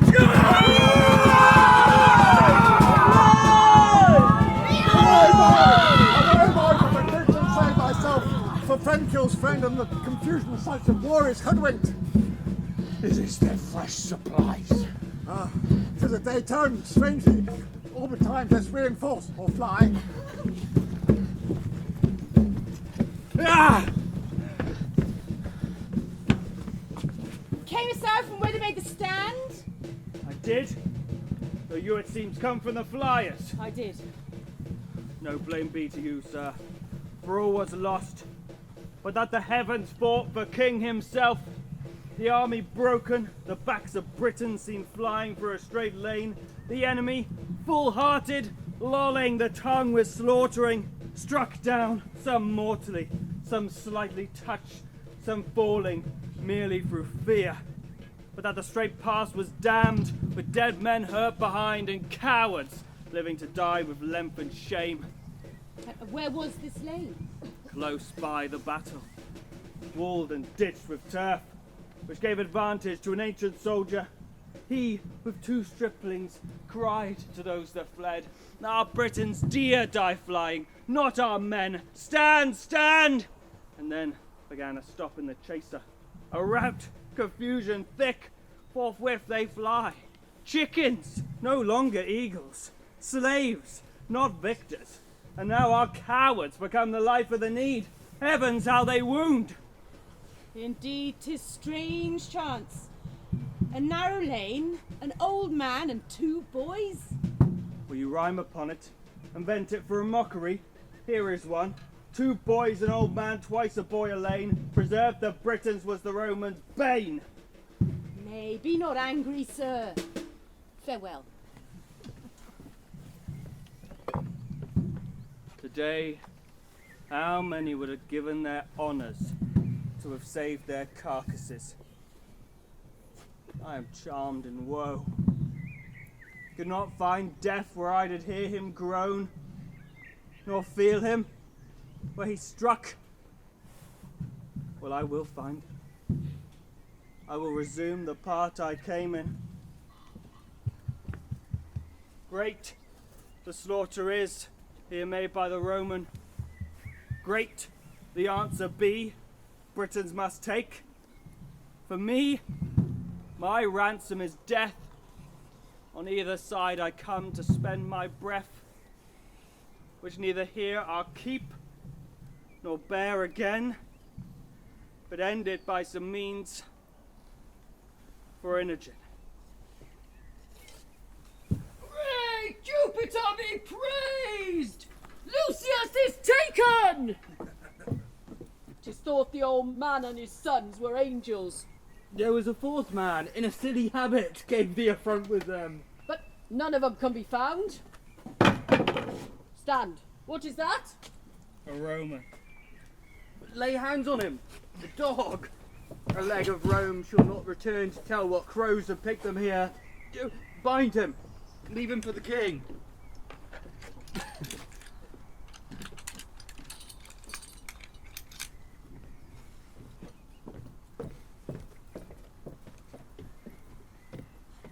Most welcome bondage. for thou art away.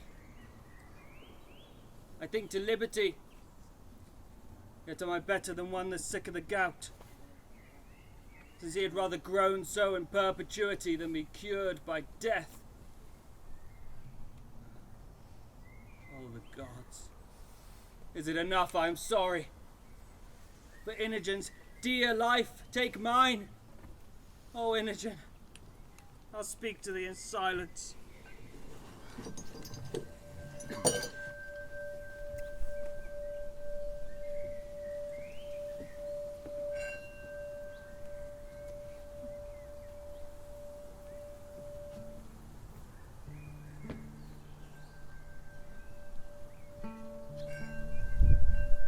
And no more thou thunder, master, cast thy spite on mortal flies. Thy crystal window ope, look out. No longer exercise upon a valiant race thy harsh and potent injuries. Since Jupiter, our son is good, take off his miseries. Hath my poor boy done aught but well, whose face I never saw? I died while in the womb he stayed, attending nature's law. Lucina lent me not her aid, but took me in my throes, that from me Posthumus was ripped, came crying amongst his foes. And when once he was mature for man, in Britain, where was he who could stand up his parallel for worth and dignity? With marriage, wherefore was he mocked?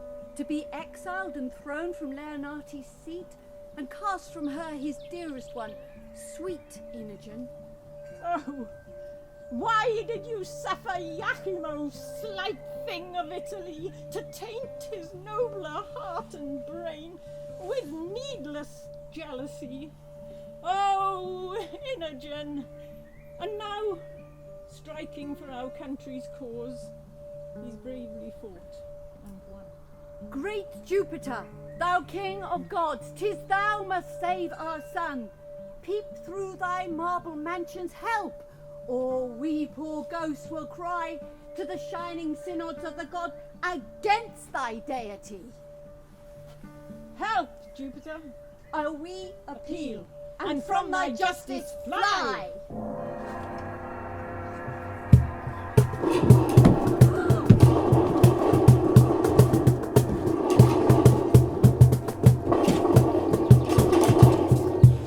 No more, you petty spirits of region low, offend our hearing. Hush! How dare you ghosts accuse the thunderer, whose bolts you know sky-planted, batters all rebelling coasts? Whom best I love, I cross, to make my gift the more delayed, delighted. Be content, our low-laid son, our Godhead will uplift. Posthumous Leonatus' trials are spent, our jovial star reigned at his birth, and in our temple was he married. Rise and fade. He shall be lord of Lady Inogen, now happier both by their afflictions made. This tablet lay upon his breast, wherein our pleasure his full fortune doth confine.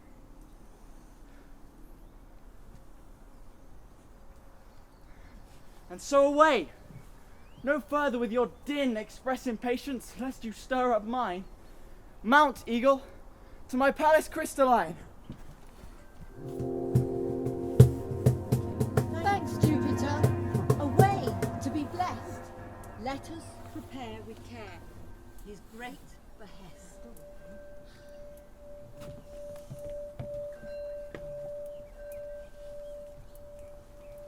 Sleep, thou, been a grandsire to me, and begot a father and a mother to me. What fairies haunt this ground? A book? Oh, rare one. Let thy effects follow as good as promise.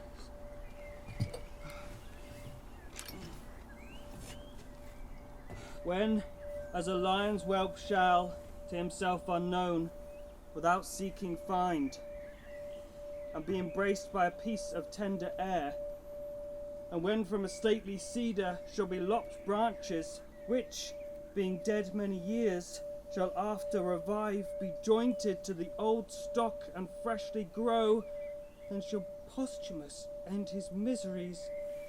Britain be fortunate and flourish in peace and plenty. 'Tis still a dream. Or else such stuff as madmen tongue and brain not. Well, be it what it is, the action of my life is like it, which I'll keep, if but for sympathy.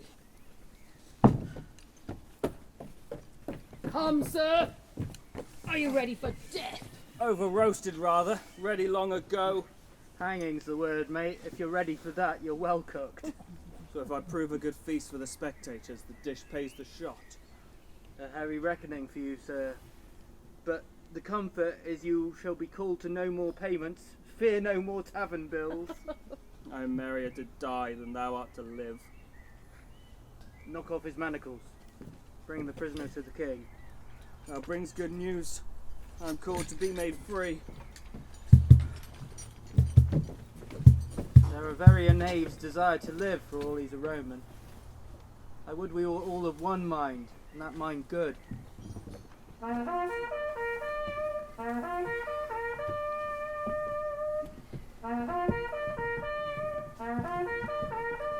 Stand by my side, you whom the gods have made preservers of my throne. And the poor soldier that so richly fought cannot be found? Sire, he hath been searched amongst the living and the dead, but no sign of him. To my grief, I am the heir of his reward. 'Tis now time to ask of whence you are. Report it. Sir, in Cambria are we born, and gentlemen. Further to add, we are honest. Bow your knees.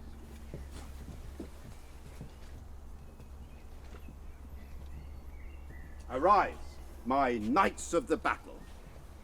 I create you companions to our person, and will fit you with dignities becoming your estate. There's business in these faces. Why so sadly greet you our victory? You look more like Romans than of the court of Britain. Hail, great king. To sour your happiness we must report. The queen is dead. How ended she? With horror madly dying. Her life, being cruel to the world, has concluded most cruel unto herself. What she confessed I will report, so please you. Prithee say. First, she confessed she never loved you. Only affected greatness got by you, not you. Married your royalty, was wife unto your place. Abhorred your person. She alone knew this. And but she spoke it dying, I'd not believe her lips since parting it. Proceed. Your daughter, whom she bore in hand to love, she did confess was as a scorpion to her, whose life, but that her flight prevented it, she had ta'en off by poison. Most delicate fiend. Who is can understand a woman? Is there more? More, sir, and worse. She did confess she had for you a mortal mineral, which should waste you, and purposed by watching, weeping, kissing, to overcome you with her show, and so in time, when she had fitted you to her craft, to work her son into the adoption of the crown. But failing of her end by his strange absence, she grew shameless, desperate, repented the evil she hatched were not effected, so despairing, died. Mine eyes were not at fault, for she was beautiful. My ears that heard her flattery, nor my heart that thought her like a seaman. It had been vicious to have mistrusted her, yet. Heaven mend all. Ah, Caius, thou comest not now for tribute that the Britons have raised up. So think of your estate. Consider, sir, the chance of war. The day was yours by accident. Had it gone with us, we should not, when the blood was cool, have threatened our prisoners with the sword. But since the gods will have it thus, that nothing but our lives may be called ransom, let it come. This only I will entreat. My boy, a Briton born, let him be ransomed. He had done no Briton harm, though he had served a Roman. Save him, sir, and spare no blood beside. I've surely seen him. His favour is familiar to me. Boy, thou mayst live, I humbly thank your highness. and ask of Cymbeline what boon thou wilt, yea, though thou do demand the noblest prisoner 10. I do not bid thee beg my life, good lad, yet I know thou wilt. No, no, alack, there's other work in hand. What wouldst thou, boy? Nurse, him thou look'st on? Is he thy king? I'll tell you, sir, in private, if you please to give me hearing. Aye, with all my heart, and lend my best attention. Come, speak freely. Is not this boy revived from death? One son another not more resembles. Same dead thing alive. Creatures may be alike. If 'twere he, I'm sure he would have spoke to us. But we saw him dead. Be silent. Let's see further. 'Tis our mistress! And if she be living, let time go on from good to bad. Come stand by my side. Make thy demand aloud. Sir, step you forth. Give answer to this boy, and do it freely. My boon is that this gentleman may render of whom he got that ring. What's that to him? Sir, that diamond upon your finger, say how came it you? I am glad to be constrained to utter that which torments me to conceal. By villainy I got this ring. Wilt thou hear more, my lord? All that belongs to this. That paragon, thy daughter. Oh, my daughter? What of her? Strive, man, and speak. Upon a time, unhappy was the clock that struck the hour. It was in Rome, accursed the mansion where. 'Twas at a feast. Oh, would our viands had been poisoned. The good Posthumus, so sitting sadly, hearing us praise our Come love to of the Italy. purpose. All too soon I shall. This Posthumus, most like a noble lord that had a royal lover, took Nay. his hint, and not dispraising what we praised, began his mistress's picture. Prithee, say! Your daughter's chastity. There it begins.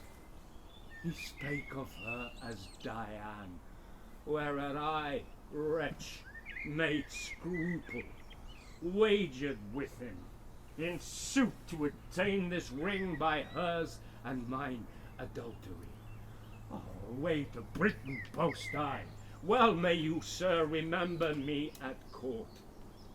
Mine Italian brain can operate most vilely for my purpose, and to be brief, my practice so prevailed that I returned with tokens, notes of pictures, her bracelet.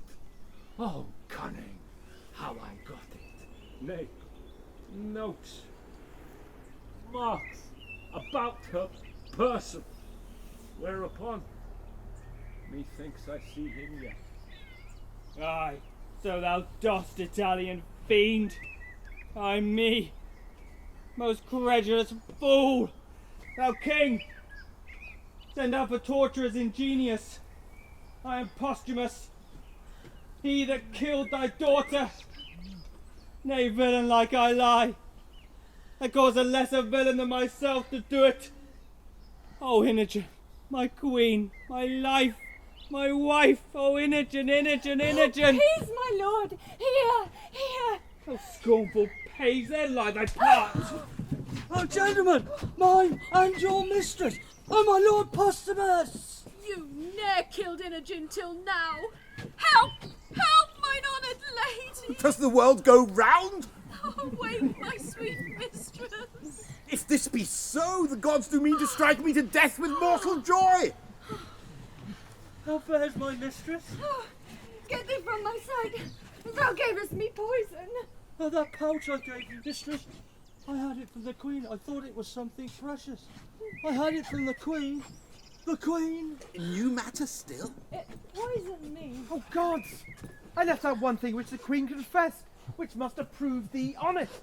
If Bassanio have, said she, given his mistress that confection which I gave him for cordial, she is served as I would serve a rat. What's this, Cornelius? The Queen, sir, very oft importuned me to temper poisons for her. I, dreading her purpose, did compound for her certain stuffs which, ta'en, would seem to end all signs of life. Have you ta'en of it? I did, for I was dead. Oh, my boys, our error. Why did you throw your wedded lady from you? Think that you were upon a rock and now throw me again? Hang there like fruit, my soul to the tree die. Oh no, my flesh, my child. Wilt thou speak to me? Your blessing, sir. My tears that fall prove holy water on thee. Imogen, thy mother's dead. Cloten, her son, is gone, we know not how nor where. Sire, now that I am free from fear, I'll speak troth.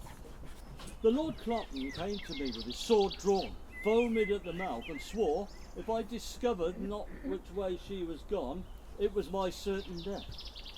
By accident, I had a feigned letter of my master's in my pocket, which directed him to seek her near to Milford. I further know not. Let me end the story. I slew him there. Valiant youth! Deny it again. I have said it, and I did it. He was a prince. A most incivil one. The wrongs he did me were nothing prince-like. He to provoke me with language that would make me spurn the sea, if it could so roar to me. A cut-off's head, and I'm right glad he's not standing here to tell this tale of mine. I'm sorry for thee. By thine own tongue thou art condemned, and must endure our law.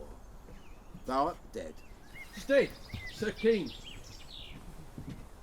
This man is better than the man he slew, as well descended as thyself, and hath more of thee merited than a band of Clotons. Let him alone. My sons, I must frame a deadly tale.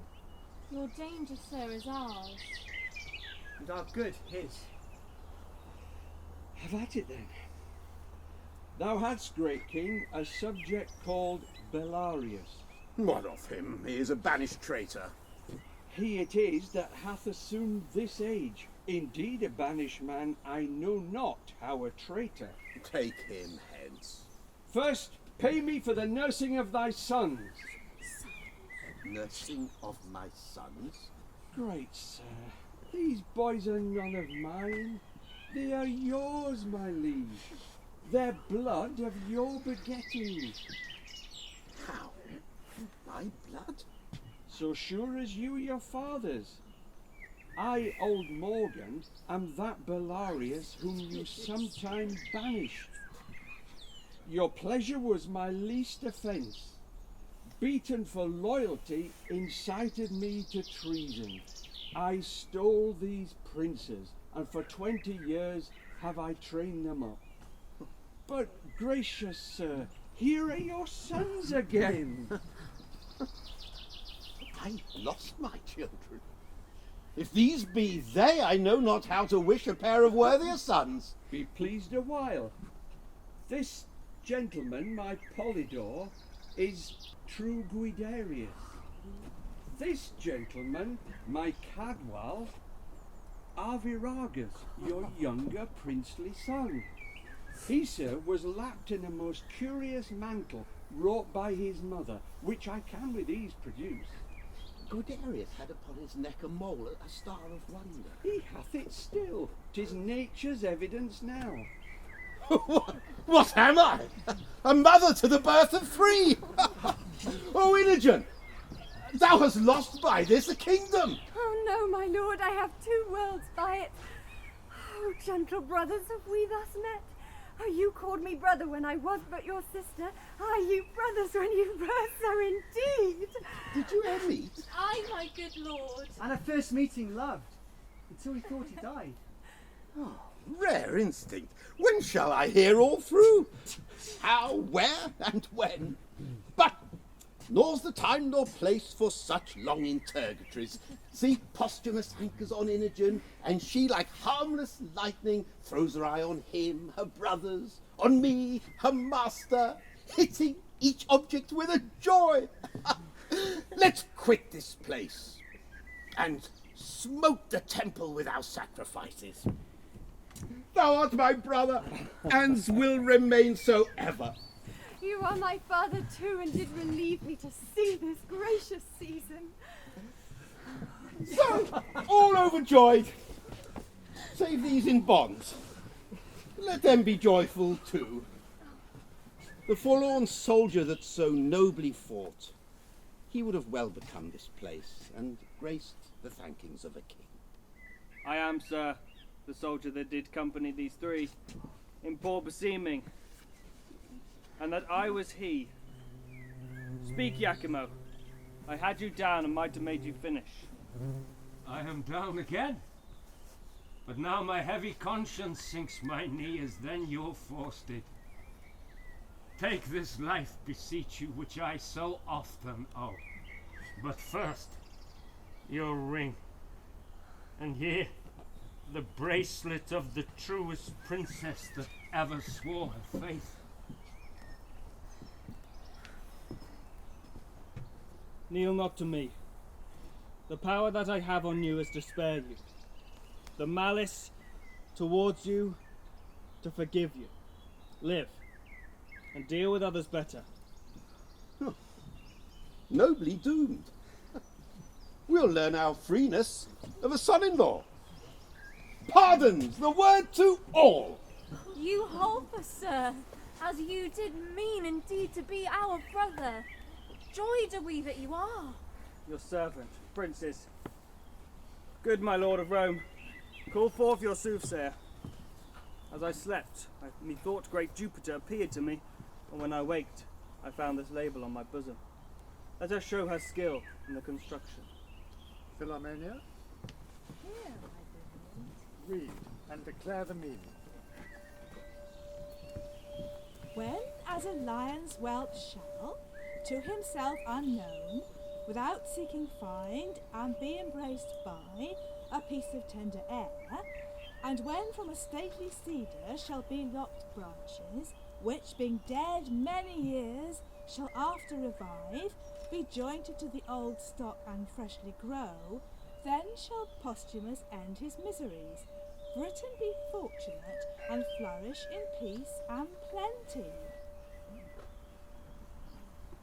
Thou, Leonatus, art the lion's whelp, the piece of tender air, thy virtuous daughter, and this most constant wife, who, even now answering the letter of the oracle, unknown to you, unsought, were clipped about by this most tender air. This hath some seeming.